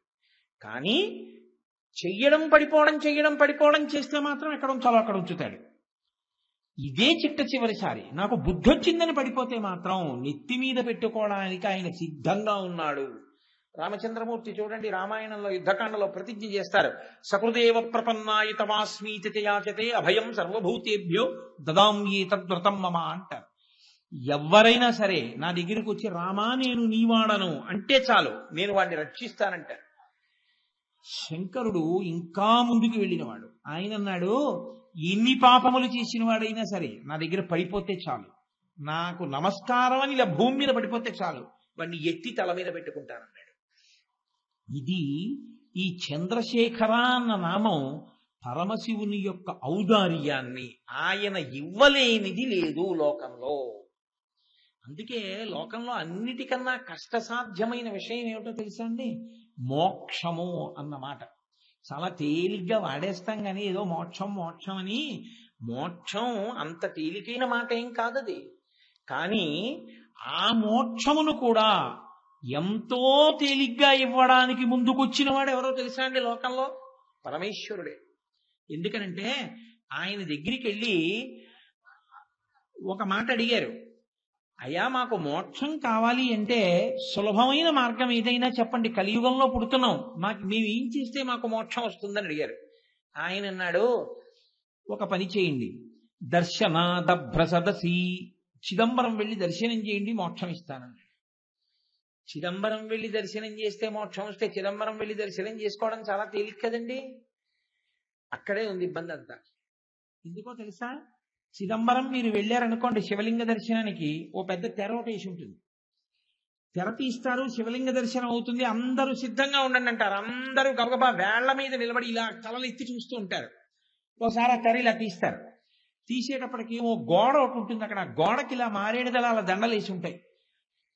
ఒక్క 2 నిమిషాలు ఉన్న హారతి ఇలా చూపిస్తారు, చూపించి తెరేసేస్తారు. ఇందులో ఉన్న వాళ్ళందరూ వెళ్ళిపోయి కొత్త వాళ్ళు వస్తారంటారు. ఈ బయటకు వచ్చేవాడు అంటాడు, అరే నీకేమన్నా, అందరూ ఏమిటనుకుంటారంటే అక్కడ శివలింగం ఉందనుకుంటారు. అనుకుని గడుసువాడైతే అంటాడు, నేను చూశాను చిదంబరంలో, నీకేం కనపడిందంటే, అదేంటి నువ్వు చూడలేదా, శివలింగం ఉంది, నల్లటి శివలింగం అంటాడు. పచ్చి అబద్ధం. అలా నాకు కనపడలేదంటే బాగుండదని అలా చెప్పేస్తుంటారు కొంతమంది. చిదంబరంలో శివలింగం ఏమి ఉండదు అక్కడ. చిదంబరం నటరాజస్వామి బయటికి వస్తే అదే ఒక నిజాయితీపరుడు ఉంటాడు. ఆయన అంటాడు, అదేంటంటే నాకేం కనపడలేదు అంటాడు. పాపం అంటే నీ కర్మ, కనపడకపోవడం, నువ్వు ఆ వెలుతురు అవి అదే చూస్తూ ఉండిపోయావు, మాకిందే గోడ ఉంది, మారేడు దళాలు ఉన్నాయి కదా, గోడకు కదా కట్టారు. గోడకు కట్టారా? ఈ కుడి పక్క మూలుందా, అక్కడ ఉంది చూడలేదా? అయ్యో నేను ఆ మూల, మరి అందుకే గుడిలోకి వచ్చినప్పుడు జాగ్రత్తగా చూడాలంటాడు. అయ్యో అని వాడు తలగొట్టుకుంటూ పోతాడు. పోన్లేవా ఇంకో మాట్లాడదామంటే బస్ టైం అయిపోయింది అంటాడు. చెప్పిన వాడికి తెలుసు అక్కడ లేదని, విన్నవాడికి పాపం నేను చేసుకోలేకపోయానని అనుమానం. కోటేశ్వరరావు ఎప్పుడన్నా చిదంబరం వెళ్తే చెప్పండి, నేను వస్తాను, అప్పుడు శివలింగం చూడలేకపోయాను, మా మేనలుడికి కనపడింది అంటాడు. మీ మేనలుడికి కనపడాడు, అదో అబద్ధం. చిదంబరంలో దర్శనం అంటే ఏమిటో తెలుసా అంటే, అది ఆకాశలింగం. ఆకాశలింగం అంటే అన్నీ ఎందులో ఉన్నాయో దానికి ఆకాశం అని పేరు. ఇప్పుడు ఇది ఉందనుకోండి, దీన్ని మఠాకాశం అంటారు. అలాగే ఓ కొండ ఉందనుకోండి, దాన్ని ఘటాకాశం అంటారు. అందులో ఉన్న ఖాళీ ఘటాకాశం, మఠాకాశం, అనంతాకాశం, ఇలా అన్ని కలిపి ఆకాశంలోనే ఉంటాయి. అన్నీ ఎందులో ఉన్నాయో దానికి ఆకాశం అని పేరు. ఆకాశ్ అంటే అంతటా ప్రకాశించేటటువంటి ఈశ్వర స్వరూపం. అంతటా ప్రకాశించేదాన్ని ఎలా చూపిస్తారు? అందుకని ఆకాశమే అక్కడ ఉందని గోడకి వేస్తారు మారేడు దళాలు. అంటే ఇక్కడ జ్ఞానంతో దర్శనం చేయాలి చిదంబరంలో. ఎంత చెప్తే మాత్రం అక్కడికి వెళ్ళి ఆ భావన నిలబడుతుంది? అలా దర్శనం చేసి నమస్కారం చెయ్యగలిగినటువంటి స్థితికి ఎదగగలిగిన వాడు ఎవడో ఒకడు ఉంటాడు తప్ప మిగిలిన వాడికి ఆ తెర తీసి మారేడు దళాల దండలు చూపించి తెర వేస్తే అబ్బాయి ఏముందండి అని వచ్చేస్తాడు. వాడికి ఏం అర్థం అవ్వదు. అటు వెళ్ళిన వాళ్ళు అన్నారు, అయ్యో స్వామి నువ్వు అన్నావు కానీ ఏదో చిదంబరం అంటే పెడతాం కానీ మాకు ఆ తత్వం అంతా అర్థం అవుతుందా? ఇంకొక మాట చెప్పండి అన్నారు.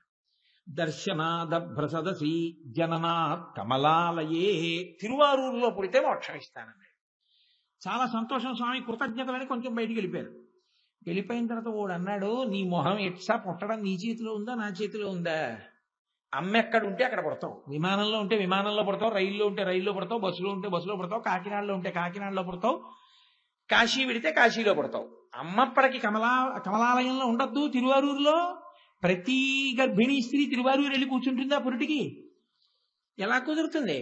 స్వామి మా చేతిలో ఉందా పుట్టడం, తిరువారూరులో పుడితే మోక్షం ఇస్తానంటే, అరే ఇది అడగడం మర్చిపోయినరా అని మళ్ళీ వెళ్ళి స్వామి ఇలా అన్నావు, తిరువారూరులో పుడితే మోక్షం ఇస్తానన్నావు, తిరువారూరులో పుట్టడం అంత తేలిక?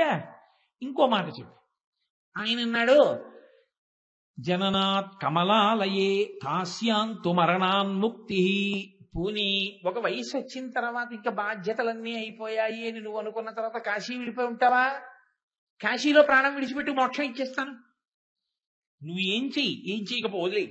నువ్వు కాశీ వెళ్ళి చచ్చిపోతే, కాశీలో చచ్చిపోతే, కాశీ వెళ్ళి చచ్చిపోతే అంటే నా ఉద్దేశం వెళ్ళి అక్కడ ఏదో రకంగా చచ్చిపోమని కాదు. అలా మళ్ళీ దాన్ని అన్వయాలు చేసేసుకోకండి. కాశీ వెళ్ళి ఉండిపోయి తనంత తాను శరీరం పడిపోయినప్పుడు అప్పుడు కూడా మోక్షం ఇస్తాను. ఇచ్చాడా? అలా ఇచ్చాడు. రామకృష్ణ పరమహంస ధ్యానంలో చూశారు. కొన్ని వేల మందికి, లక్షల మందికి, పురుగులకి, కీటకాలకి, క్రిములకు కూడా ఆయన మోక్షం ఇస్తుండగా ఆయన దర్శనం చేశారు. అలా జరుగుతుంది అని కాశీఖండంలో కూడా చాలా ప్రస్తుతి చేసి చెప్తారు ఈ విషయాన్ని. అందులో పరమశివుడు ప్రాణోత్క్రమణ సమయంలో వచ్చేటటువంటి విషయాన్ని ఒక సీసపద్యంలో శ్రీనాథుడు వర్ణన చేస్తాడు. చాలా అద్భుతమైనటువంటి పద్యం. అందులో ఆ ప్రాణోత్క్రమణం అయిపోతుండగా ఇంకా ఆఖరి ఊపిరి మాత్రమే మిగిలిపోయింది అని ఊపిరి అందక కొట్టుకుంటున్నటువంటి సమయంలో ఎగ ఊపిరి వచ్చి ఆయాసం వచ్చేస్తుంటే,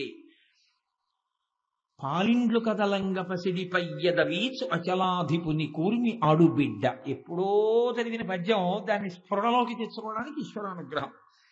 ఆ పాలిండ్లు కదలంగ పసిడి పయ్యద వీచు అచలాధిపుని కూర్మి ఆడుబిడ్డ తూత్కారముదరించి తొండంబు ముక్కున శిఖరారావంబు జిలుకు డుంఠి ప్రత్యక్షమై వచ్చి భాగీరథి గంగ మృదుల హస్తము సాచి మీనునివురు ప్రథమోత్తమండు భృంగి భయరక్షణార్థంబు పాలాగ్రమున తీర్చు భసితరేక దక్షిణ శృతి మీదుగా ధాత్రి తెల్లి పెద్ద నిద్రకు మాగన్ను పెట్టువేళ పంచజనులకు తారక బ్రహ్మ విద్య అభవుడు ఉపదేశమునరించునప్పుడు కాశీ. ఏమి పద్యం! కాలిండ్లు కదలంగ పసిడి పయ్యద వీచు అచలాధిపుని కూర్మి ఆడుబిడ్డ. చక్కటి తెలుగు మాటలు పడ్డాయండి మహానుభావుడికి. ఆఖరి ఊపిరి అందక కొట్టుకుంటుంటే పార్వతీదేవి వచ్చి పక్కన కూర్చుని తన పవిట కొంగుతో విసురుతుందిట కాశీపట్టణం. తుత్కారమునరించి తొండంబు ముక్కున శిఖరారావంబు జిలుకు డుంఠి గణపతి బయలుదేరి వచ్చి వాడి పక్కన కూర్చుని, ఏనుగు తొండం చివరెప్పుడు చల్లగా ఉంటుంది తడిగా, దాన్ని ముక్కు దగ్గర పెట్టి ఊపిరి ఊత్తట, పీల్చుకోని. ధూత్కారమునరించి తొండంబు ముక్కున శిఖరారావంబు జిలుకు డుంఠి ప్రత్యక్షమై వచ్చి భాగీరథి గంగ మృదుల హస్తము సాచి మీనునివురు. గంగమ్మ, గంగానది మించి అధిష్టాన దేవత లేచి వచ్చి పక్కన కూర్చుని, అసలే గంగమ్మ కదా చల్లటి తల్లి, ఆవిడ లేచి వచ్చి తన చల్లటి చేత్తో ఒళ్ళు నిమురుతూ, నాన్న భయపడుతున్నావా, చెమట పడుతోందా, ఊపిరి అందట్లేదా, బెంగ పెట్టుకోకు అని ఒళ్ళు నిమురుతుంది. ప్రథమోత్తముండు భృంగి భయరక్షణార్థంబు పాలాగ్రమున తీర్చు భసిత రేఖ.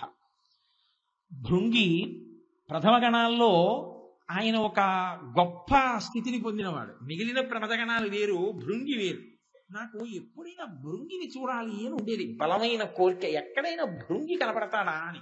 ఎక్కడ ఏ శివాలయంలో నేను భృంగిని చూడాల.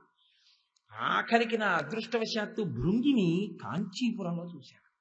3 కాళ్లతో ఉంటాడు. ఆయనది అదో విచిత్రమైన భక్తి భృంగిది. భృంగికి ఆడవాసన గిట్టదు. అమ్మవారికి కూడా నేను నమస్కారం చేయనంటాడు. ఒక్క శివుడికే నమస్కారం. ఎప్పుడైనా అలా వస్తే పార్వతీ పరమేశ్వరులు పక్క పక్కన కూర్చుంటే ఆయన శివుడికి నమస్కారం చేసి వెళ్ళిపోతాడు. వెళ్ళిపోతే పార్వతీదేవిని ఇదేమో ఘాయిత్యం మీకు నమస్కారం చేసి వెళ్ళిపోతాడు, నాకు చేయడేమంది. ఓన్లీ ఎలా అయితేనే మన బిడ్డడేగా పార్వతీ అనేవాడు. ఆవిడకో రోజు వస్తాడు, ఆయనకి ప్రదక్షిణం చేసేసి ఆయనకి నమస్కారం పెట్టి వెళ్ళిపోతాడేమిటి, ఏం చేస్తాడో చూస్తానని అర్ధనారీశ్వర స్వరూపంతో ఆయనలో సగానికి కలిసిపోయింది. ఇప్పుడు ప్రదక్షిణం చేస్తే ఆవిడికి చెయ్యాలిగా, నమస్కారం చేస్తే ఆయనదో పాదం ఈవిడిదో పాదం, ఏం చేస్తాడో చూద్దాం. ఆయన ఏం చేశాడంటే ఇలా తిరిగి వచ్చాడు. తిరిగి వచ్చి ఇక దాటితే, ఇక్కడ వీపు దాటితే పార్వతీదేవి, ఎలా ఆయన ఆవిడికి చేయడు ప్రదక్షిణం. అందుకని ఆయన కందిరీగైపోయి పార్వతీ పరమేశ్వరుల మధ్యలో తొలిచేశాడు. తొలిచేసి ప్రదక్షిణం చేసి పరమశివుడి పాదానికి నమస్కారం చేసి వెళ్ళిపోయాడు. ఏమిటి ధూర్తతనం శంకర అందావిడ. ఏ ధూర్తతనమో మన భక్తుడు అలా ఉండవి అన్నాడు. ఆ భృంగి 3 కాళ్లతో ఉంటాడు. అందుకే వ్యాఘ్రపాదుడు, పతంజలి, భృంగి వీళ్ళందరూ తాండవం గురించి మీరు ఎప్పుడైనా చదవాలి, అద్భుతంగా ఉంటుంది ఆ శివతాండవం గురించి. అందులో ఆ భృంగి 3 కాళ్లతో నిలబడి ఉంటాడు. భృంగీచ్ఛా నటనోత్కట కరిమదగ్రాహీ స్ఫురన్మాధవాహ్లాదో నాదయుతో మహాసితవపు పంచేషు నాచాధృత సత్వక్షస్సు మనోవనేషు నపున సాక్షాన్మదీయే మనో రాజీవే భ్రమరాధిపో విహరతాం శ్రీశైలవాసీ విభూ అంటారు శంకర భగవత్పాదులు శివానంద లహరిలో. ఆ భృంగి ప్రథమోత్తముండు భృంగి, మళ్ళీ వెనక్కి రండి కాశీపట్టణంలోకి. ప్రథమోత్తముండు భృంగి భయరక్షణార్థంబు ఫాలాగ్రమున తీర్చు భసిత రేఖ. భయపడకయా అని భస్మ చల్లితే స్నానం చేసేసినట్టే అనారోగ్యంతో ఉన్నప్పుడు. అందుకని ఆ భస్మ తెచ్చి తల మీద వేసి విభూతి రేఖలు పెడతాట. అప్పుడు దక్షిణ శృతి మీదుగా ధాత్రి తెళ్ళి పెద్ద నిద్రకు మగన్ను పెట్టువేళ. అబ్బా ఏమి మాట అండి! నాకు అసలు ఇంకా మాట అంటే ఒక వ్యామోహం అన్నమాట. అంత ఇష్టం నాకు ఆ మాట. ఒక్క మహానుభావుడు ఆయనకే పడింది. పెద్ద నిద్రకు మాగన్ను పెడుతున్నాడంటారు. అలా కళ్ళు పడిపోతుంటాయి. ఆ నిద్రలోంచి లేస్తాడు రేపు పొద్దున్న, ఇది పెద్ద నిద్రకు మాగన్ను పెట్టువేళ. ఇక మళ్ళీ కళ్ళు తెరవడం. ఆ నిద్రలో రెప్ప పడిపోతే ఇక తీర ఉండదు, ఆ శరీరాన్ని కాల్చేయవలసింది. అటువంటి పెద్ద నిద్రకు మాగన్ను పెట్టువేళ కళ్ళు పడిపోతుంటే సుగంధిం పుష్టివర్ధనం పాశంచ ఘంటాం ప్రళయహుతవహం సాంకుశం వామభాగే నానాలంకారయుక్తం స్ఫటికమణినిభం పార్వతీశం నమామి. ఆ ఢమరుక చప్పుడవుతుండగా, గంటలు మోగుతుండగా, మంచి సువాసనలు వస్తుండగా శంకరుడు నడిచి వచ్చి ఆఖరి ఊపిరి తీసేటప్పుడు ఆ ప్రాణోత్క్రమణ అవుతున్న వాడి యొక్క కుడి చెవి మీదకి వంగి ప్రణవాన్ని చెప్తాటప్పుడు. ప్రణవం తారకం, ఎందుకంటే దాటించేస్తుంది ఇంకా సంసార సాగరాన్ని. రామనామం తారకం. రామనామం తారకనామం. రామనామం చెప్పినటువంటి వాడు సంసారాన్ని దాటుతాడు. ప్రణవం తారకం. కాబట్టి ప్రణవం చెప్పించి ఆయన ఆఖరి ఊపిరి ప్రణవం చేసి ఆ జీవిని తనలో కలిపేసుకుంటాడు. కాశీపట్టణంలో అందుకే అన్ని లక్షల మంది వెళ్ళిపోతున్నా ఇంతమందికి శివుడు కుడి చెవిలో ఉపదేశం చేస్తుండగా రామకృష్ణ పరమహంసకి దర్శనమైంది. కాబట్టి పెద్ద నిద్రకు మాగన్ను పెట్టువేళ పంచజనులకు తారక బ్రహ్మ విద్య అభవుడుపదేశమునరించునప్పుడు కాశీ. అటువంటి మహానుభావుడైనటువంటి పరమశివుడు యోగ్యతాయోగ్యతలను కూడా విచారణ చెయ్యకుండా కాశ్యాంతు మరణాన్ముక్తి, కాశీలో చచ్చిపోతే మోక్షం ఇచ్చేస్తాను రా స్వామి నువ్వు అన్నావు, కానీ కలియుగం కొడుకు మీద, కోడల మీద, కూతురి మీద, అల్లుడి మీద, మనవల మీద, ఊరి మీద, పరిజనం మీద ఎంత వ్యామోహం. అన్నీ వదిలిపెట్టి కాశీ వెళ్ళిపోతామా? వెళ్ళిపోయి కాశీలో ఉంటామా? ఎక్కడ కుదురుతుంది? ఇంకొక మాట చెప్పండి. ఆయన అన్నాడు, స్మరణాత్ అరుణాచలే. అరుణాచలాన్ని స్మరించగలవా? అరుణాచల క్షేత్రానికి వెళ్ళి, అందుకే స్కాంద పురాణంలో ఒక మాట చెప్తారు, జీవి యొక్క యాత్రని విభాగం చేస్తారు గీత గీసి. ఎలా చేస్తారంటే, అరుణాచల ప్రవేశాత్ పూర్వము జీవుడు అరుణాచల ప్రవేశానంతరము అరుణాచల క్షేత్రానికి వెళ్ళాడా ఎప్పుడైనా? అరుణాచలం వెడితే తర్వాత జీవయాత్ర, అరుణాచలం వెళ్ళక ముందు జీవయాత్ర. అంటే అరుణాచలంలోకి వెళ్ళాలంటేనే అంత పుణ్యము శివుని యొక్క అనుగ్రహము ఉంటే తప్ప అరుణాచలంలోకి వెళ్ళలేరు. అటువంటి అరుణాచలంలోకి నువ్వు ఒకసారి వెడితే స్మరణాత్ అంతా నువ్వు స్మరణ చేయగలవు. లేదా నువ్వు వెళ్ళకపోయినా అరుణాచల శివ అరుణాచల శివ అరుణాచల శివ అరుణ శివ అనుకోగలవు కదా. ఆ స్మరణ చేస్తే పెద్దల దగ్గర విని తలుచుకున్నా నేను నీకు మోక్షం ఇస్తాను. రోజు ఒకసారి అనుకోగలవా అరుణాచలం అరుణాచలం అరుణాచలం అని? అనుకుంటే మోక్షం ఇస్తాను. ఇది ఆయన యొక్క ఔదార్యం. ఇలా మోక్షం ఇస్తానని ముందుకొచ్చేవాడెవరుంటాడు? ఎంతమంది ఎన్నెన్ని పాపాలు చేసి ఇంకా ఎన్ని కోట్ల జన్మలెత్తవలసినటువంటి జీవులు. ఏమంటే జన్మ ఎత్తితే మీకేమిటండి అంత కష్టం అని అడగచ్చు మీరు. ఏమవుతుంది జన్మ ఎత్తితే? మనిషి కాదు తొండ, మనిషి కాదు బల్లి, మనిషి కాదు పిల్లి, మనిషి కాదు జింక, మనిషి కాదు జిరాఫీ. మీకేమిటి బాధ? మరణము బలవన్మరణము. తరివి తరివి చంపేస్తాయి, కొట్టి చంపేస్తాయి, కురికి చంపేస్తాయి, వల వేసి చంపేస్తారు, పొడిచి చంపేస్తారు. మీరు చూడండి, అరణ్యంలో ఒక జింక ఉంటుంది, అవి అన్నీ కలిపి గుంపుగా పచ్చగడ్డి తింటుంటాయి. ఒక పులి తరిమి తరిమి తరిమి తరిమి ముందు రెండు కాళ్ళు ఎత్తి పంజా పెట్టి కొట్టి ఆక్రమించి నోటితో పట్టుకుని పారిపోతుంది. ఒక్క మనుష్యుడు సాధన చేసి చేసి చేసి చేసి ఈశ్వరుణ్ణి స్మరిస్తూ వెళ్ళగలడు కాదు. అందుకని మనుష్య జన్మ యొక్క ఉత్కృష్టత అది. అందుకని జన్మ దగ్గర భయపడతారు కిందకి వెళ్ళడానికి. అది భక్తి కలిగిన ఉపాధి అనుకోండి, అప్పుడు ఇంకా దాంతో వచ్చిన ఇబ్బంది ఏం లేదు. పరమభక్తి కలిగినటువంటి ఉపాధి అయితే ఒక్కొక్కసారి మనుష్యుడి కన్నా అవే గొప్పవి. కొండలు లేవు, చాలా గొప్పవి ఈశ్వరుని తల మీద పెట్టుకున్నవి. భద్రాచలం లేదు, రామచంద్రమూర్తి అవతార పరిసమాప్తి తర్వాత రామచంద్రమూర్తిని తీసుకొచ్చి కూర్చోబెట్టాడు. వామాంక స్థిత జానకీ పదిల సత్కోదండ దండంకరే చక్రం చోద్భకరేణ బాహుయుగలే శంఖం శరం దక్షిణే బిభ్రాణంజలజాత పత్రనయనం భద్రాద్రి మూర్ధ్ని స్థితం కేయూరాది విభూషితం రఘుపతిం సౌమిత్రి యుక్తం భజే. వెంకటాచల పర్వతం లేదు, వెంకటేశ్వరుణ్ణి తీసుకొచ్చి కూర్చోబెట్టుకుని గోవిందమామముల్ గొంతెత్తి పాడుతూ కొండెక్కు భక్తుల గుంపులొకట తలతీసి ఇత్తుమా ఇలవేలు పంచును తల వెంట్రుకలనిచ్చు ధన్యులొకట స్వామిని దర్శించి సంతోషమాగక పరవశులకు పుణ్య పురుషులొకట భక్తి ప్రసాదంబు కన్నుల కద్దుకని స్వీకరించి పరవశులకు పుణ్య పురుషులొకట ఎచట ఎయ్యది విన్నను స్వామి మాటే సకల హృదయాల ఉండెడి స్వామి ఒకడే స్వామి నటించుచుండు ఈ శైలమందు. ఎక్కడ చూసినా గోవింద గోవింద. ఆ వెంకటాచల పర్వతం అంత గొప్పదవలా? ఒక సాలెపురుగు, ఒక పాము, ఒక ఏనుగు అంత గొప్పవలా? అందుకంటారు శంకర భగవత్పాదులు శివానంద లహరిలో, నరత్వం దేవత్వం నగవన మృగత్వం మశకత పశుత్వం కీటత్వం భవతు విహగత్వాది జననం సదాత్మత్వాదాబ్జ స్మరణ పరమానంద లహరీ విహారాసక్తం చేద్రు దయమిహ కించేన వపుష.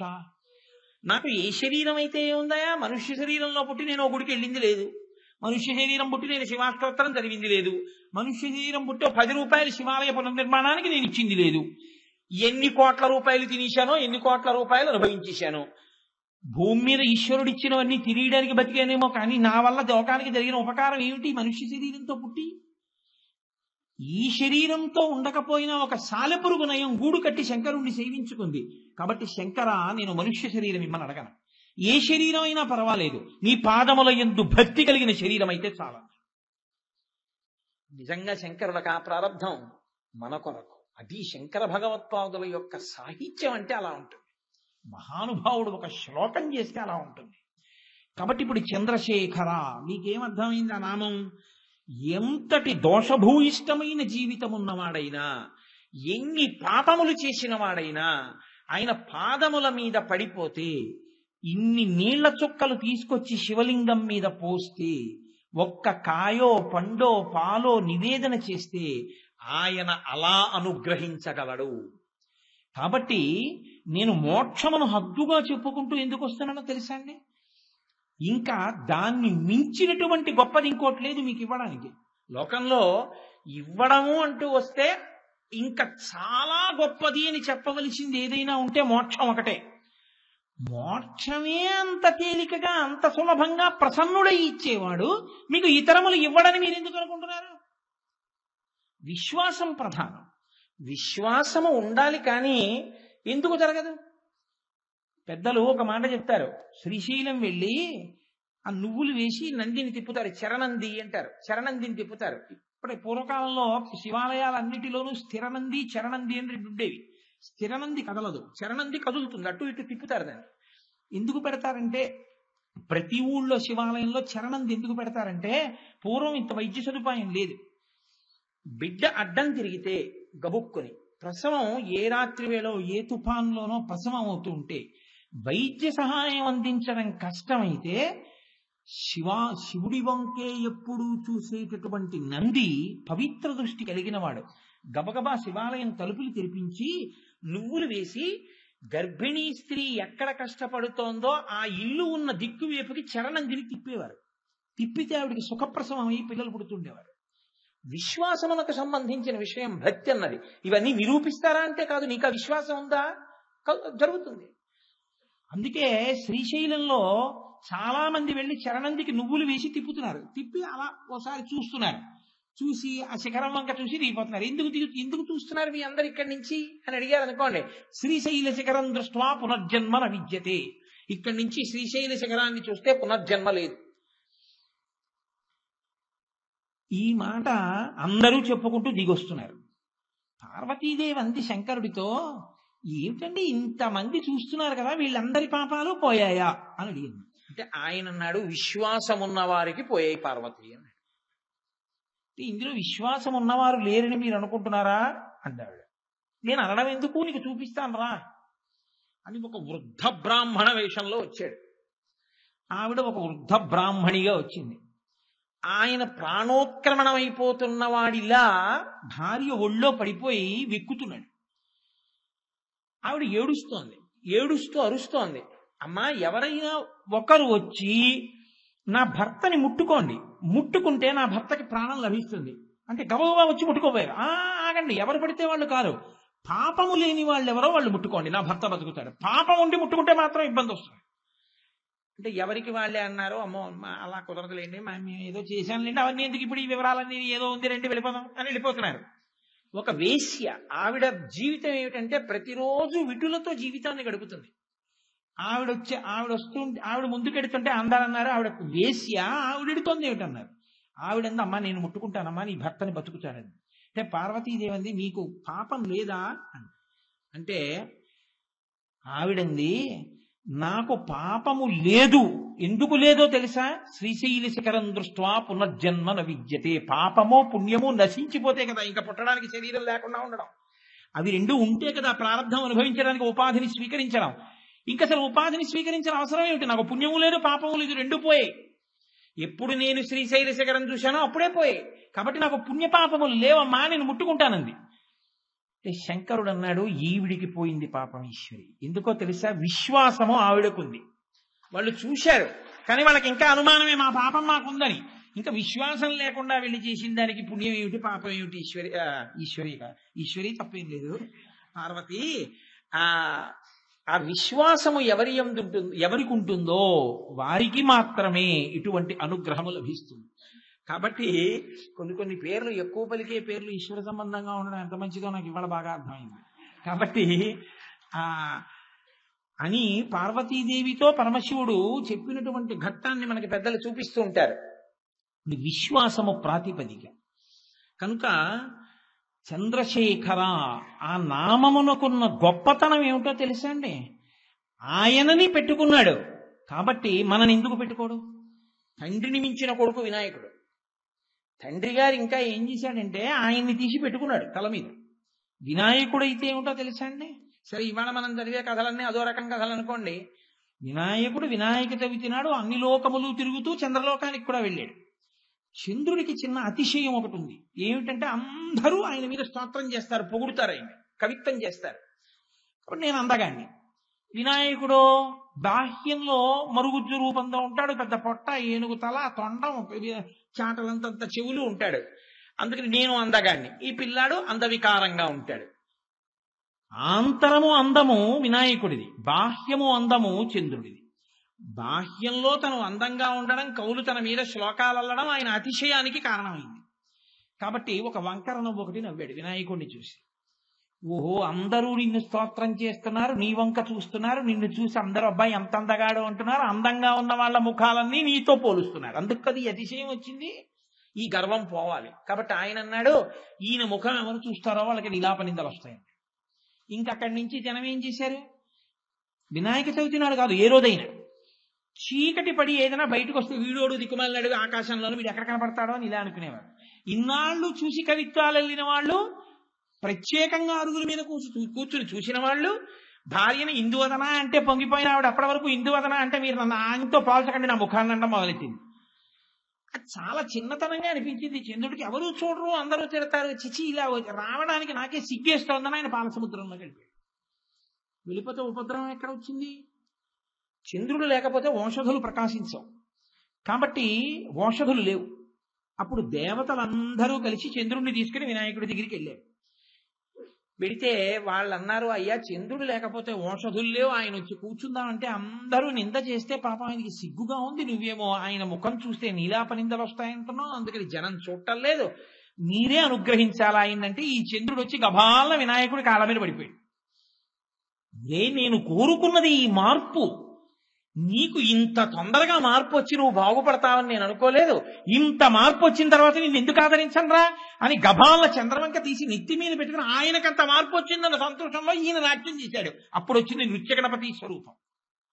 లేకపోతే ఆయన నృత్యం ఏమిటండి, అంత పెద్ద కడుపుతోటి దాంతో ఆయన నృత్యం చేస్తే బాగుంటుందా? అంటే లోపల ఆనందం అవధులు పట్టకపోతే నేను నాట్యం చేస్తే బాగుంటుందా బాగుండదా అని చూసుకోకుండా నర్తించేశాడు ఆయన. అంటే ఆయన ఎంత ప్రసన్నుడో చూడండి వినాయకుడు. ఆత్మావై పుత్రనామాసి, తండ్రి గారు ఎంత గొప్పవాడో కొడుకు కూడా అంత గొప్పవాడు. అందుకే మూకశంకర్లు అంటారు, హేరంబేచ గుహేచ హర్షభరితం వాత్సల్యం అంకూరయన్ అన్నారు. అమ్మా నీ అదృష్టం అమ్మా అలాంటి కొడుకు. హేరంబీచ, హేరంబుడు అంటే ఎప్పుడు తండ్రి పక్కన ఉండే కొడుకు. కొడుకు ఉండడం ప్రధానం కాదు, తండ్రి పక్కన ఉండడం ప్రధానం. తండ్రి పక్కన కొడుకు లేడనుకోండి, పాపం ఆయనకి అంతే అదృష్టమే ఉంది. వినాయకుడు ఎప్పుడూ నాన్నగారి పక్కన ఉంటాడు. సుబ్రహ్మణ్యుడు మళ్ళీ అలా ఉండడండో, ఆయన అప్పుడప్పుడు అలిగి అక్కడికి ఇక్కడికి వెళ్ళిపోతున్నాడు. దండపాణి అని ఓసారి ఏదో పండుగ లేదని పాపం వచ్చి అక్కడికి వెళ్ళిపోయి స్వామి నలాయి అని అక్కడ కూర్చున్నాడు. అంటే శంకరుడు వెళ్ళాడు, నీకు ప్రణవానికి అర్థం చెప్తానన్నాడు. అయితే చెప్పు అన్నాడు. వినేవాడు కింద కూర్చోవాలి, చెప్పేవాడు పైన కూర్చోవాలి, కింద కూర్చో చెప్తానన్నాడు. అంటే కూర్చున్నాడు. ఆయన కూర్చుంటే చెప్పాడు, చాలా బాగా చెప్పామన్నాడు. తండ్రి కొడుకు చేతిలో ఓడిపోవడం అదో పట్టాభిషేకం. కాబట్టి అంత గొప్ప స్థితి. అసలు శివ కుటుంబం అటువంటిదండి, అద్భుతం. కాబట్టి పొంగిపోతారు మూకశంకర్లు. కాబట్టి వినాయకుడు కూడా తండ్రిలాగే చంద్రరేఖని ధరించి నృత్యం చేశాడు. కాబట్టి చంద్రశేఖర ఈ నామం ఆయన సౌలభ్యాన్ని చెప్తుంది. పట్టుకుంటే నీకు గట్టిగా పట్టుకోవడం అలవాటైతే ఆయన నిన్ను విడిచిపెట్టాడు, నెత్తి మీద పెట్టుకుంటాడు తీసుకుని. అందుకే పూర్వం ప్రతి 10 పేర్లలో ఒక పేరు చంద్రశేఖరతో ఉండేది. చంద్రశేఖర శాస్త్రి, చంద్రశేఖర రెడ్డి, చంద్రశేఖరరావు, చంద్రశేఖర లేకుండా ఉండేది కాదు. ఇప్పుడంటే మనకు అబ్బో తుస్సు బుస్సు కస్సు నస్సు ఏవో పిచ్చి పేర్లు. కాబట్టి చంద్రశేఖర అంత గొప్ప నామం. సరే, అది ఒకటి అలా ఉంచండి. ఏమి చంద్రశేఖర? కాబట్టి చంద్రశేఖర తాత్విక కోణంలో ఆలోచిస్తే అదొక అద్భుత నామం. నేను ఒక కోణాన్ని మీకు చెప్పాను, ఇంకొక కోణం చెప్పాను, నామాన్ని నేను ఇంకా విడిచిపెట్టేస్తాను. రోజు ప్రారంభం దేనితో? చంద్రుడి యొక్క గతిని బట్టి నిర్ణయం చేస్తారు. తిథి నిర్ణయం దాన్ని బట్టి కదండి. శుక్లపక్షం, కృష్ణపక్షంలో తిథులు. మీరు రోజు సంకల్పం చెప్పారనుకోండి, శ్రీ విరోధీ నామ సంవత్సరే దక్షిణాయనే శరదృతు కార్తీక మాసే శుక్లపక్షే అని ఆ రోజు ఏ తిథి ఉందో ఆ రోజు ఆ సూర్యోదయానికి ఉన్న తిథి చెప్తాం. పంచమీ తిథౌ భృగువాసరే శుభ నక్షత్రే శుభయోగే శుభకరణే ఏవం విశేష విశిష్టాయాం శుభనిధౌ శ్రీమాన్ శ్రీమతః ఆత్రేయ సగోత్రస్య కోటేశ్వర శర్మనామధేయస్య ధర్మపత్ని సమేతస్య మమోపాత్త దురితక్షయ ద్వారా అంటూ సంకల్పం చేస్తాం. అందుకని చంద్రుని యొక్క కళలని బట్టి శుక్లపక్ష కృష్ణపక్షములలో తిథులు వస్తాయి. తిథులను బట్టి కాలము వెళ్ళిపోతుంది మనకి. అందుకే సంవత్సరం వేయడం అనేటటువంటిది అంకెలలో వేయడంగా వెయ్యరు, 60 చెప్తూ ఉంటారు. సంవత్సరం మీరు చెప్పారనుకోండి, 1973లో పుట్టాడు, 1993, 2006, 2009 అలా ఎందుకు చెప్పరో తెలుసా అండి? మన వాళ్ళు చేతకాక కాదు. ఏమి సంవత్సరాలు 60 ఎందుకు చెప్పడం? 2000 ఏళ్ళు చెప్పకూడదా? 2000 పేర్లు చెప్తే మీరు ఎప్పుడు పుట్టారో తర్వాత ఏదో చెప్పుకోరేంటి? బోల్డన్ని సంవత్సరాలు చెప్పచ్చుగా. 2009, 2010, 2011, 2012 అలా అంకెలు పెట్టేసినట్టే పెట్టకూడదా? 60 ఎందుకు పెట్టాలి? ఋషులు ఏది చేసినా అందులో పరమార్థం ఉంటుంది. 60వ సంవత్సరానికి గండకాలం వస్తుంది. నక్షత్రం గండకాలంలోకి వెళ్ళిపోయి శరీరాన్ని గ్రసించేటటువంటి ప్రయత్నం ప్రారంభమవుతుంది. అందుకని 60 సంవత్సరాలు పెడతారు. మీరు పుట్టిన సంవత్సరాన్ని 60వ ఏట మళ్ళీ మీరు చూస్తారు. నేను విరోధిలో పుట్టాను అనుకోండి, మళ్ళీ విరోధి వచ్చింది అనుకోండి, అంటే నాకు 60 పూర్తయిపోయి అని గుర్తు. 60 పూర్తయిపోయింది అంటే షష్ఠి పూర్తి. 60 పూర్తయిపోయాయి. 60 పూర్తయిపోయాయి అంటే ఆయుర్దాయాన్ని గ్రసించే సమయం వస్తుంది కలియుగంలో. శతమానం భవతి కదండి, 100 ఏళ్ళు. 60 దగ్గర గండం, పెద్ద గండం వస్తుంది శరీరాన్ని గ్రహించడానికి. దీన్ని తొలగించడానికి మార్గం ఏమి? అందుకని మళ్ళీ మంటపాలు వేస్తారు. నక్షత్రాలు వాటన్నిటితోటి మంటపం వేసి కడుపున పుట్టిన బిడ్డలు అడగాలి. అప్పుడు ఇక నేను బతకాలని ఆయన కోరుకోడు. ఎందుకంటే 60 అంటే అప్పటికి మనవాడు వచ్చేస్తాడు. ఎవరు అడగాలి? మా ఇంట్లో శుభలేఖ మా నాన్నగారి పేరు మీదే రావాలి. మా ఇంట్లో ఇంకా నీరాజనం సింహాసనానికి మా నాన్నగారే ఇవ్వాలి. మా నాన్నగారు మాకు ఇంకా అలా చక్కగా అన్ని చెప్తూ మా నాన్నగారు ఆయుర్దాయంతో ఆరోగ్యంతో ఉండాలి. అంతేకాని ఏదో మనవడు పుట్టేశాడు కదా అని చెప్పేసి మా నాన్నగారి శరీరం పడిపోవడానికి వీల్లేదు. మహానుభావుడు ఆయన ఉన్నంత కాలమే మాకు ఐశ్వర్యం. కాబట్టి మా నాన్నగారు ఉండాలి అని కడుపున బిడ్డలు పుట్టిన బిడ్డలు కోరుకోవాలి. గురువు గారి దగ్గర గురువు గారి వాక్కుల చేత అనుగ్రహాన్ని పొందిన శిష్యులు కడుపున పుట్టిన బిడ్డలే కనుక శిష్యులు కోరుకోవాలి. షష్ఠి పూర్తి తండ్రి తాను చేసుకోడు. తన డబ్బుతో తాను చేసుకున్నది షష్ఠి పూర్తి కాదు. తన బిడ్డలు తన శిష్యులు చేస్తారు షష్ఠి పూర్తి. అలా చేస్తే కాదనడం గురువు గారికి మర్యాద కాదు. అలా అనకూడదు గురువు గారు. కాబట్టి ఇప్పుడు వాళ్ళు శతఛిద్రాభిషేకం చేస్తారు. చిన్నపిల్లలు కూడా వచ్చి పళ్ళెం పెట్టి నీళ్లు పోస్తారు. నాన్నగారు మీరు ఇంకా జీవించాలని. మళ్ళీ 75 దాటిపోతుంటే సహస్రచంద్ర దర్శనోత్సవం చేస్తారు. తర్వాత శతమానం భవతి. కనుక 60 సంవత్సరాలు పెట్టడానికి కారణం అది. మళ్ళీ సంవత్సరం 2 కింద విడగొట్టేస్తారు. దక్షిణాయనము, ఉత్తరాయణము. ఏమిటి ఆయనం? ఆయనము అంటే కదలిక. ఆయనము అంటే కదలిక. రామాయణము అంటే రాముని కదలిక. కోటేశ్వరాయనము అని ఉండదు. ఎందుకు ఉండదు? అందరూ ఎలా నడుస్తారో నేను అలాగే నడుస్తాను. ఎలా నడుస్తానో నడవాలంటే ఒకటే, 2 కాళ్ళు ఉండాలి. 2 కాళ్ళు లేవనుకోండి, ఒక కాలే ఉంటే అది కుంటి నడక. ఒక కాలు మీదే ఆధారం మోపుకోగలరు, 2వ కాలు సహకరించలేదు. కాబట్టి కుంటి నడక అంటారు. 2 కాళ్ళు ఉంటే ఒక కాలు మీద బరువు పెట్టి 2వ కాలు ఎత్తి ముందుకేసి మళ్ళీ వెనక కాలు మించి బరువు తీసి పక్కకి తీస్తాడు.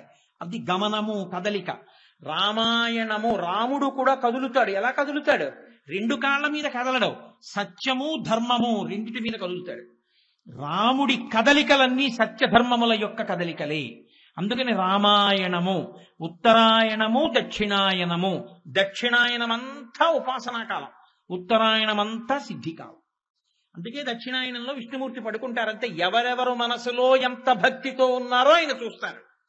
కాబట్టి దక్షిణాయనము, ఉత్తరాయణము 6 నెలలు ఇది, 6 నెలలు అది. ఈ దక్షిణాయనం ప్రారంభం ఎప్పుడు? ఆషాఢమాసం దగ్గర ప్రారంభం అవుతుంది. అక్కడి నుంచి కొన్నాళ్ళు చైత్రమాసం దగ్గరికి వచ్చేటప్పటికి ఉత్తరాయణం ప్రారంభం అవుతుంది. మళ్ళీ అదో గమ్మత్. అలా ఎందుకు విడగొట్టారు? చైత్రమాసంతో మొదలుపెట్టి దక్షిణాయనం ఎందుకు పెట్టలేదు అంటే మళ్ళీ పెద్ద పరిశీలన. ఇప్పుడు దాని జోలికి పెడితే అయ్య పనే. అందుకని అలా వినండి చాలు. దక్షిణాయనము, ఉత్తరాయణము. ఇప్పుడు ఈ 6 నెలల దక్షిణాయనం, 6 నెలల ఉత్తరాయణం మళ్ళీ దేని మీద ఆధారపడ్డాయి? నెల దేని మీద ఆధారపడింది? 2 పక్షాలు, కృష్ణపక్షం, శుక్లపక్షం. 2 పక్షాలు దేని మీద ఆధారపడ్డాయి? చంద్రుడి యొక్క కళలు తగ్గడం, కళలు పెరగడం. ఇప్పుడు కాలము కదలిక దేని మీదకి వచ్చి నిలబడింది? చంద్రుడి మీద నిలబడింది. ఇప్పుడు ఆ చంద్రుడు పరమశివుడికి ఆభరణం, సిగదండ. అంటే కాలములో జీవులన్నీ పడిపోతాయి. అన్ని జీవులు పడిపోతుంటే పడకుండా నిలబడగలిగిన వాడెవరు? ఆయన ఒక్కడే. ఆయన పడడం, ఆయన మృత్యుంజయుడు. ఇవన్నీ పడిపోతుంటే లయమైపోతుంటాయి. మళ్ళీ కొత్త బొమ్మలు చేసి మళ్ళీ తీసుకొస్తుంటాడు. సృష్టి వాటిని కొంతకాలం ఉంచుతాడు. స్థితి, డేట్ ఆఫ్ బర్త్ కి డేట్ ఆఫ్ డెత్ కి మధ్యలో ఉన్నది స్థితి అని మనం అనుకుంటాం. భాగవతం చమత్కారమైన మాట చెప్పింది. జీవితం అనగా ఏమి అన్నదానికి ఏం చెప్పిందో తెలుసా అండి? నీవు చేసిన సంకల్పములలో సిద్ధించినప్పుడు నువ్వు పొందిన సుఖము ప్లస్ నీవు సంకల్పములు చేసినప్పుడు తీరనప్పుడు నువ్వు ఏడ్చిన ఏడుపు ప్లస్ సంకల్ప వికల్పములు కలగడానికి అవకాశం లేకుండా నీ మనసు ఆత్మలోకి విడిపోయి పడుకున్న స్థితి ఈజ్ ఈక్వల్ టు జీవితము. అంతే. ఎంత చమత్కారం చూడండి. ఏమిటి జీవితం? రేపు మా అమ్మాయి వస్తే బాగుండు అనుకున్నాను అనుకోండి, మా అమ్మాయి వచ్చింది అనుకోండి సుఖం. మా అమ్మాయి వస్తే బాగుండు రాలేదనుకోండి దుఃఖం. కాబట్టి సుఖము ప్లస్ దుఃఖము. ఓ రోజులో అన్ని సుఖాలు ఉండవుగా, కొన్ని దుఃఖాలు ఉంటాయి. 11 అయిపోయింది, ఇంకా సంకల్పం లేదు వికల్పం లేదు, మనసు నిద్రపోయింది, ఆత్మలోకి పోయింది, ఏమీ తెలియదు, పడుకున్నాడు. ప్లస్ అది ఈజ్ ఈక్వల్ టు జీవితము. కాకుండా ఇంకేమైనా ఉంది ఏంటి? ఇంకేముంది? అదే జీవితం. అలా ఉండకు. వీటిని దాటు. వీటిని దాటడము వైరాగ్యం. సంకల్ప వికల్పాతీత స్థితి యందు నిలబడగలడం. ఇది కావాలని కోరిక లేదు, ఇది ఇలా ఉందేమని దాని మీద వ్యగ్రత లేదు. అలా ఉండగలిగితే వైరాగ్యం. అంటే మనస్సు మీద ఉంటుంది వైరాగ్యం, శరీరానికి సంబంధించింది కాదు. అది చెప్పడానికి ఆ కోణంలో వస్తారు మళ్ళీ. కాబట్టి ఇప్పుడు కాలాతీతుడు, కాలమునకు ఆయన లొంగడు, కాలమాయనకి ఆభరణము. ఆయన ఎంత కాలం అనుగ్రహిస్తాడో అంత కాలము ఆ చంద్రుడు పెరుగుతూ తరుగుతూ పెరుగుతూ తరుగుతూ ఉంటాడు. ఒకప్పుడు ఆయన అంటాడు ఇక అవసరం లేదంటే సమస్త జగత్తుని తనలోకి తీసేసుకుంటాడు. అప్పుడు ఇక లోకమనేటటువంటిది ఏమి ఉండదు. మహాప్రళయము అంటారు. మహాప్రళయమునందు సమస్తాన్ని ఈశ్వరుడు గ్రసిస్తాడు అని. గ్రసించుట అంటే ఏమిటో తెలుసు? కష్టపడి చంపేయడం అలాంటి పిచ్చి పనులు కావు. గ్రసించడం అంటే ఇది పెద్ద నవలడం ఏంటి అని చాలా తేలికగా పంటిని ఉపయోగించవలసిన అవసరం లేకుండా, అంటే మీకు బాగా నేను తేలిగ్గా చెప్పాలంటే వేసవి కాలంలో మంచి రోహిణీ కార్తిలో ఫ్రిడ్జ్ లో పెట్టినటువంటి సీడ్లెస్ ఎర్రగా ఉన్న కిస్మిస్ పళ్ళు శుభ్రంగా ముచికెళ్ళ నుంచి తీసేసి కడిగేసి పళ్ళెల్లో వేసి మీకు ఇస్తే ఇలా పండు తీసుకుని నోట్లో వేసుకుని పంటి అవసరం లేకుండా నాలికతో అంటే టుప్పని చిట్లి తీయటి రసం వస్తే మింగేసినట్లు పెద్ద ప్రమేయం లేకుండా హేళగా చెయ్యగలిగితే దాన్ని గ్రసించుట. మింగేశాడండి. ఈశ్వరుడు ఈ జగత్తులన్నింటినీ గ్రసించేస్తాడు. మహాగ్రాస మహాసన అని అందుకు లలితా సహస్రంలో మహాగ్రాస. ఆవిడ అలా గ్రసిస్తుంది, అలా తీసుకుంటుంది శివశక్తి. కాబట్టి తత్వ పరిశీలనం చేస్తే అన్ని ఒకటిలోకే వచ్చేస్తాయి. ఈ శక్తి ఆయనది, ఆయన మాత్రం అలాగే ఉంటాడు. ఇప్పుడు దానివల్ల మీకేమిటి ఉపయోగం? ఇక మళ్ళీ కాలంలో పుట్టవలసిన అవసరం లేకుండా, రెండోది నేను అనక్కర్లా, మళ్ళీ పుట్టుక లేదు అంటే ఇంకోటి ఏమిటి లేదు, మళ్ళీ చావు లేదు కదండి. పుడితే కదా చావు, పుడితే చావు తప్ప పుట్టని వాడికి చావు ఎక్కడుంది? కాబట్టి ఎన్ని చావులు మిగిలి ఉంటాయి? ఒక్కటే చావు మిగిలి ఉంటుంది. ఈ జన్మలో చావు ఒకటే చావు, ఇదే చిట్ట చివరి చావు. అందుకే పరమశివుడి దగ్గరికి వెళ్ళి ఒక గడుసుకవి అన్నాడు, ఈశ్వరా నేను ఇదే చిట్ట చివరి నమస్కారం నీకు అన్నాడు. ఎందుకని? గత జన్మలలో నమస్కరించలేదు కాబట్టి చిత్తశుద్ధితో ఇప్పుడు పుట్టాను. ఇప్పుడు చిత్తశుద్ధితో నమస్కరిస్తున్నాను కాబట్టి ఇక నేను పుట్టాను. కాబట్టి ఇదే నా చివరి నమస్కారం. అంటే ఒక నమస్కారమే పుట్టకుండా చేయించగలదు ఆయన దగ్గర, చిత్తశుద్ధితో నిలబడగలిగితే. అంతటి సులభుడు కాలాతీతుణ్ణి నిన్ను చెయ్యగలడు, ఇక మళ్లీ పుట్టకుండా చెయ్యగలడు. పునరపి జననం పునరపి మరణం పునరపి జననీ జఠరే చయనం దిహ సంసారే బహుదుస్తారే కృపయాపారే పాహిమురారే. మళ్లీ పుట్టడం మళ్లీ చావడం, మళ్లీ పుట్టడం మళ్లీ చావడం, ఈ రెండు పెద్ద ప్రయాస. ఎంత కష్టమో! పుట్టడం ఎంత కష్టమో చావడం అంత కష్టం. చావడం ఎంత కష్టమో పుట్టడం అంత కష్టం. ఇప్పుడు నేను ఆ ప్రక్రియ అంతా చెప్పడం సాధ్యమయ్యే విషయం కాదు, కానీ అసలు పుట్టడం మీరు చదివితే వణికిపోతారు. అయ్య బాబోయ్, చావడమే తేలికేమోరా అనిపిస్తుంది. అంత కష్టం పుట్టుక. పుట్టుకలో అంత కష్టం, మరణంలో అంత కష్టం. కానీ చిత్రం ఏమిటంటే నాకెందుకు వస్తుందండి అని గడిపేస్తాడు. అసలు మీకు వేదాంతంలో చాలా విచిత్రం ఏంటో తెలుసా అండి? The moment you accept the death, sooner you become a పుణ్యపురుష. మీరు మరణము ఉంది అని అంగీకరించిన ఉత్తర క్షణంలో మీ పాప జీవనము ఆగిపోతుంది. ఎందుకో తెలుసా అండి? ఒకరికి జవాబుదారి ఇది వెళ్ళిపోతుందండి అని అంగీకరించగలిగాడు అనుకోండి, ఎస్ వెళ్తుందండి, ఇది మా తాతగారు వెళ్ళారు, మా నాన్నగారు వెళ్ళారు, ఇది కూడా వెళ్ళిపోతుంది, ఉండదు. ఇది ఏదో కొంతకాలం ఉంటుంది, ఎప్పుడూ మాత్రం ఉండిపోవడం సాధ్యం కాదు. ఇది వెళ్ళిపోతుందండి ఎప్పుడో ఒకప్పుడు. ఎప్పుడో ఒకప్పుడు వెళ్ళిపోతే ఇది పడిపోతుంది. మరి ఇందులో ఉన్న జీవుడు ఎవరి దగ్గరికో వెళ్ళి నించుంటాడు. నీకు అది ఇచ్చానుగా శరీరం, ఏం చేశావు దాంతో? ఏం చేశానని చెప్పాలి? వాక్ ఇచ్చానే, మాట ఇచ్చాను, భగవన్నామని చెప్పగలవు. ఎన్ని మాటలు చదివావు విష్ణు సహస్రం, ఎన్ని మాటలు చదివావు శివ సహస్రం, ఎన్ని మాటలు చదివావు శివాష్టోత్తరం, ఎన్ని మాటలు వెళ్ళావు గుళ్ళోకి, ఎన్ని మాటలు తలుచుకున్నావు నన్ను, ఎన్ని మాటలు ఇలా చూపించి నేనన్నావు, ఎన్ని మాటలు నేను చెప్పిన మాట దాటి ప్రవర్తించావు. ఈ పాటి దానికి నీకు మళ్ళీ ఇదెందుకు, ఇంకోటి ఇస్తున్నాను వెళ్ళు అంటే అప్పుడేమైపోవాలి అన్న భయం ఉందనుకోండి, అమ్మో బాబాయ్ వాడికి లెక్క చెప్పాలి, ఎందుకు వచ్చిందండి బాబు, ఇక్కడ అక్కర్లేనివన్నీ తీసుకొస్తే వెనక పంచుకునే వాళ్ళు వేరే ఉంటారు, తర్వాత నేను పడాలి ఈ యాతనంతాను, నాకు వద్దండి అంటాడు కదండి. ఈ మనుజేశ్వరాధములకిచ్చి పురమ్ములు వాహనమ్ములు సొమ్ములు కొన్ని పుచ్చుకొని సొక్కి శరీరము వాసి కాలుచే సమ్మెటమాటలంబడక సమ్మతి శ్రీహరికిచ్చి చెప్పే ఈ బమ్మెర పోతరాదొకడు భాగవతంబు జగద్దితంబుగా. ఎవడకు కావాలి నువ్వు ఇచ్చే అగ్రహారాలు, ఎవడకు కావాలి నువ్వు ఇచ్చే బిరుదులు, ఎవడకు కావాలి నువ్వు ఇచ్చే డబ్బు, వెనక వాళ్ళు పంచుకుంటారు. నా జీవుడో అమ్ముకున్నావు కదరా అని యమధర్మరాజు గారు సుత్తులు పెట్టి కొడుతుంటే జవాబు చెప్పుకోలేక ఏడవాలి, నాకు అక్కర్లేదు, నేను ఈశ్వరుడికి ఇచ్చేస్తున్నానని సమ్మతి శ్రీహరికి ఇచ్చే చెప్పే ఈ బమిరపోతరాజు ఒకడు. పోతన గారు నేను రామార్పణం చేసుకుంటున్నాను భాగవతం, నాకు అక్కర్లేదు ఈ బిరుదులు, నాకు అక్కర్లేదు ఈ బహుమానాలు అన్నారు. అది దృఢభక్తి. అటువంటి భక్తి కలిగిన వాడు ఎక్కడికెడతాడు?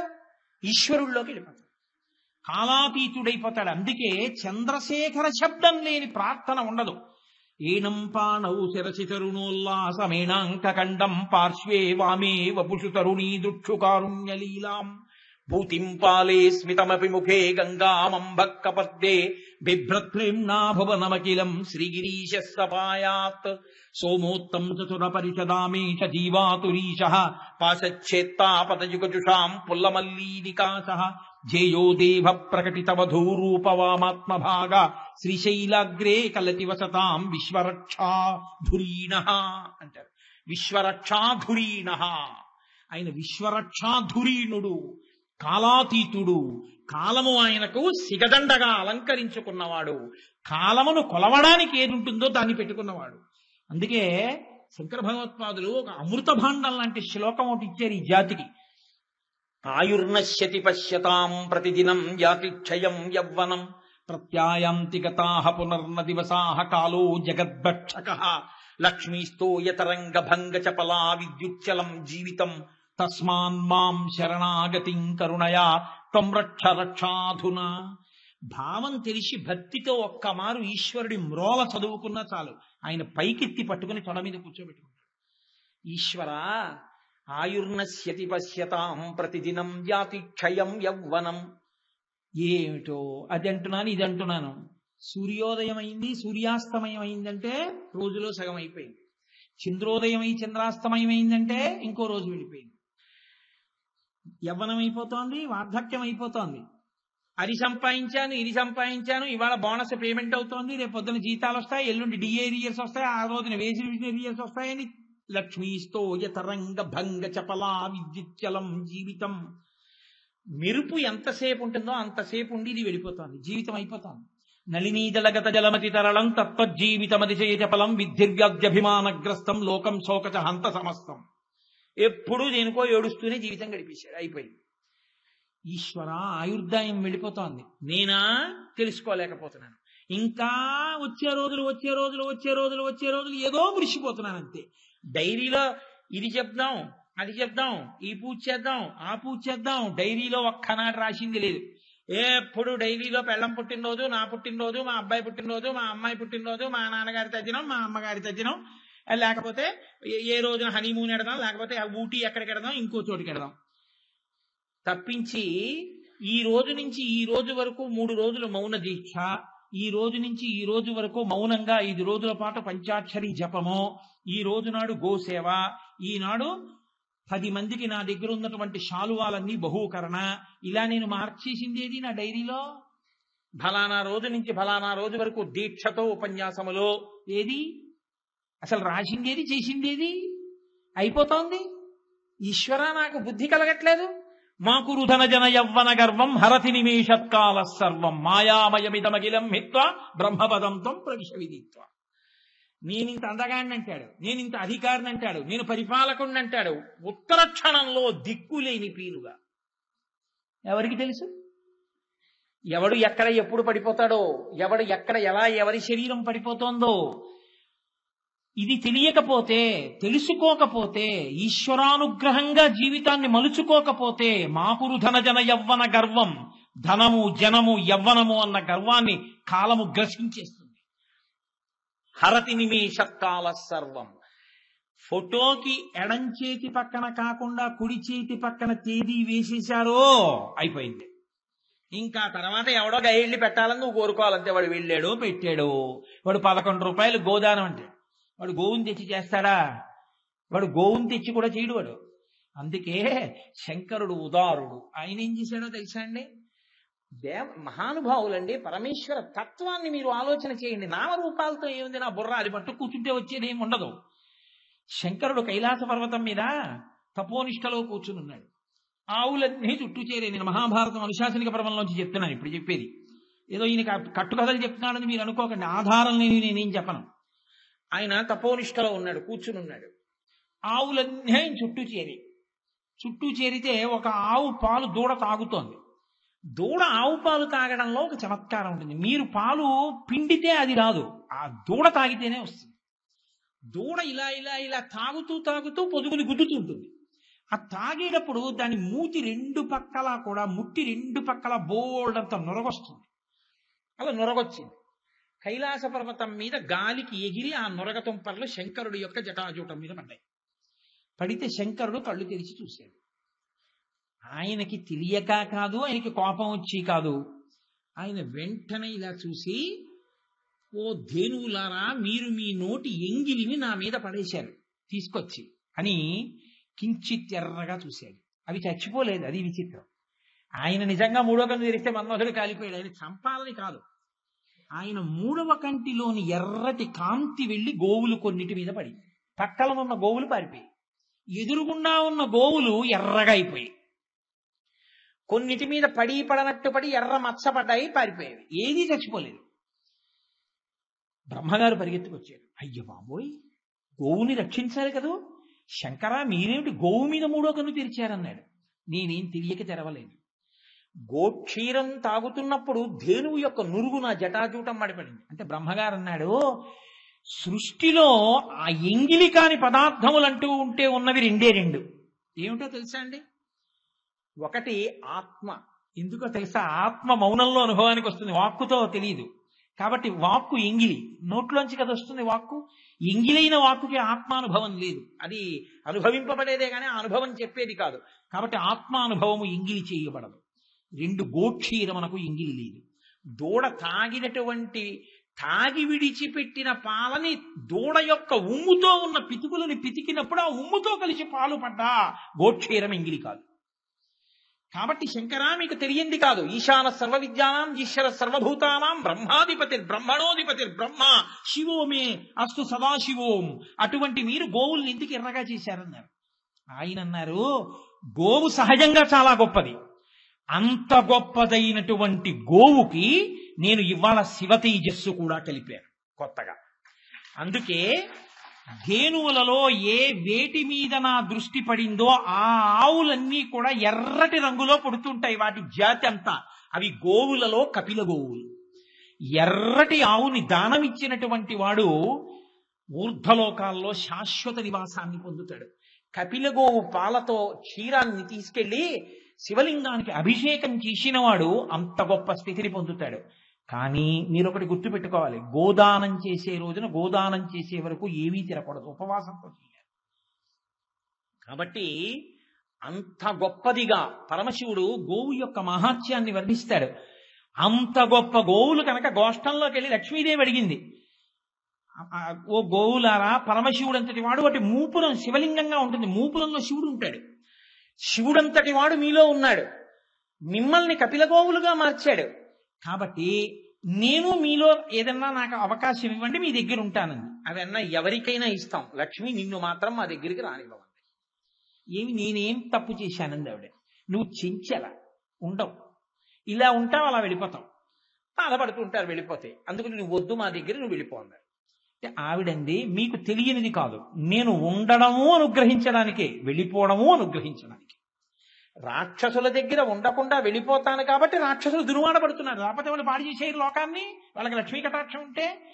దేవతలు భగవద్భక్తులు కనుక వాళ్ళ దగ్గర ఉంటూ ఉంటాను, నా కదలికల వలన లోకాన్ని కాపాడుతూ ఉంటాను తప్ప ఉత్తినే ఏదో నాకు ఉండడం ఇష్టం లేక వెళ్ళిపోయే స్వభావం ఉన్నదాన్ని కాను. లోకరక్షణ కొరకు వెళ్ళిపోతాను, భక్తితో ఉంటే ఉంటాను, భక్తితో ఉండకపోతే వెళ్ళిపోతూ ఉంటాను.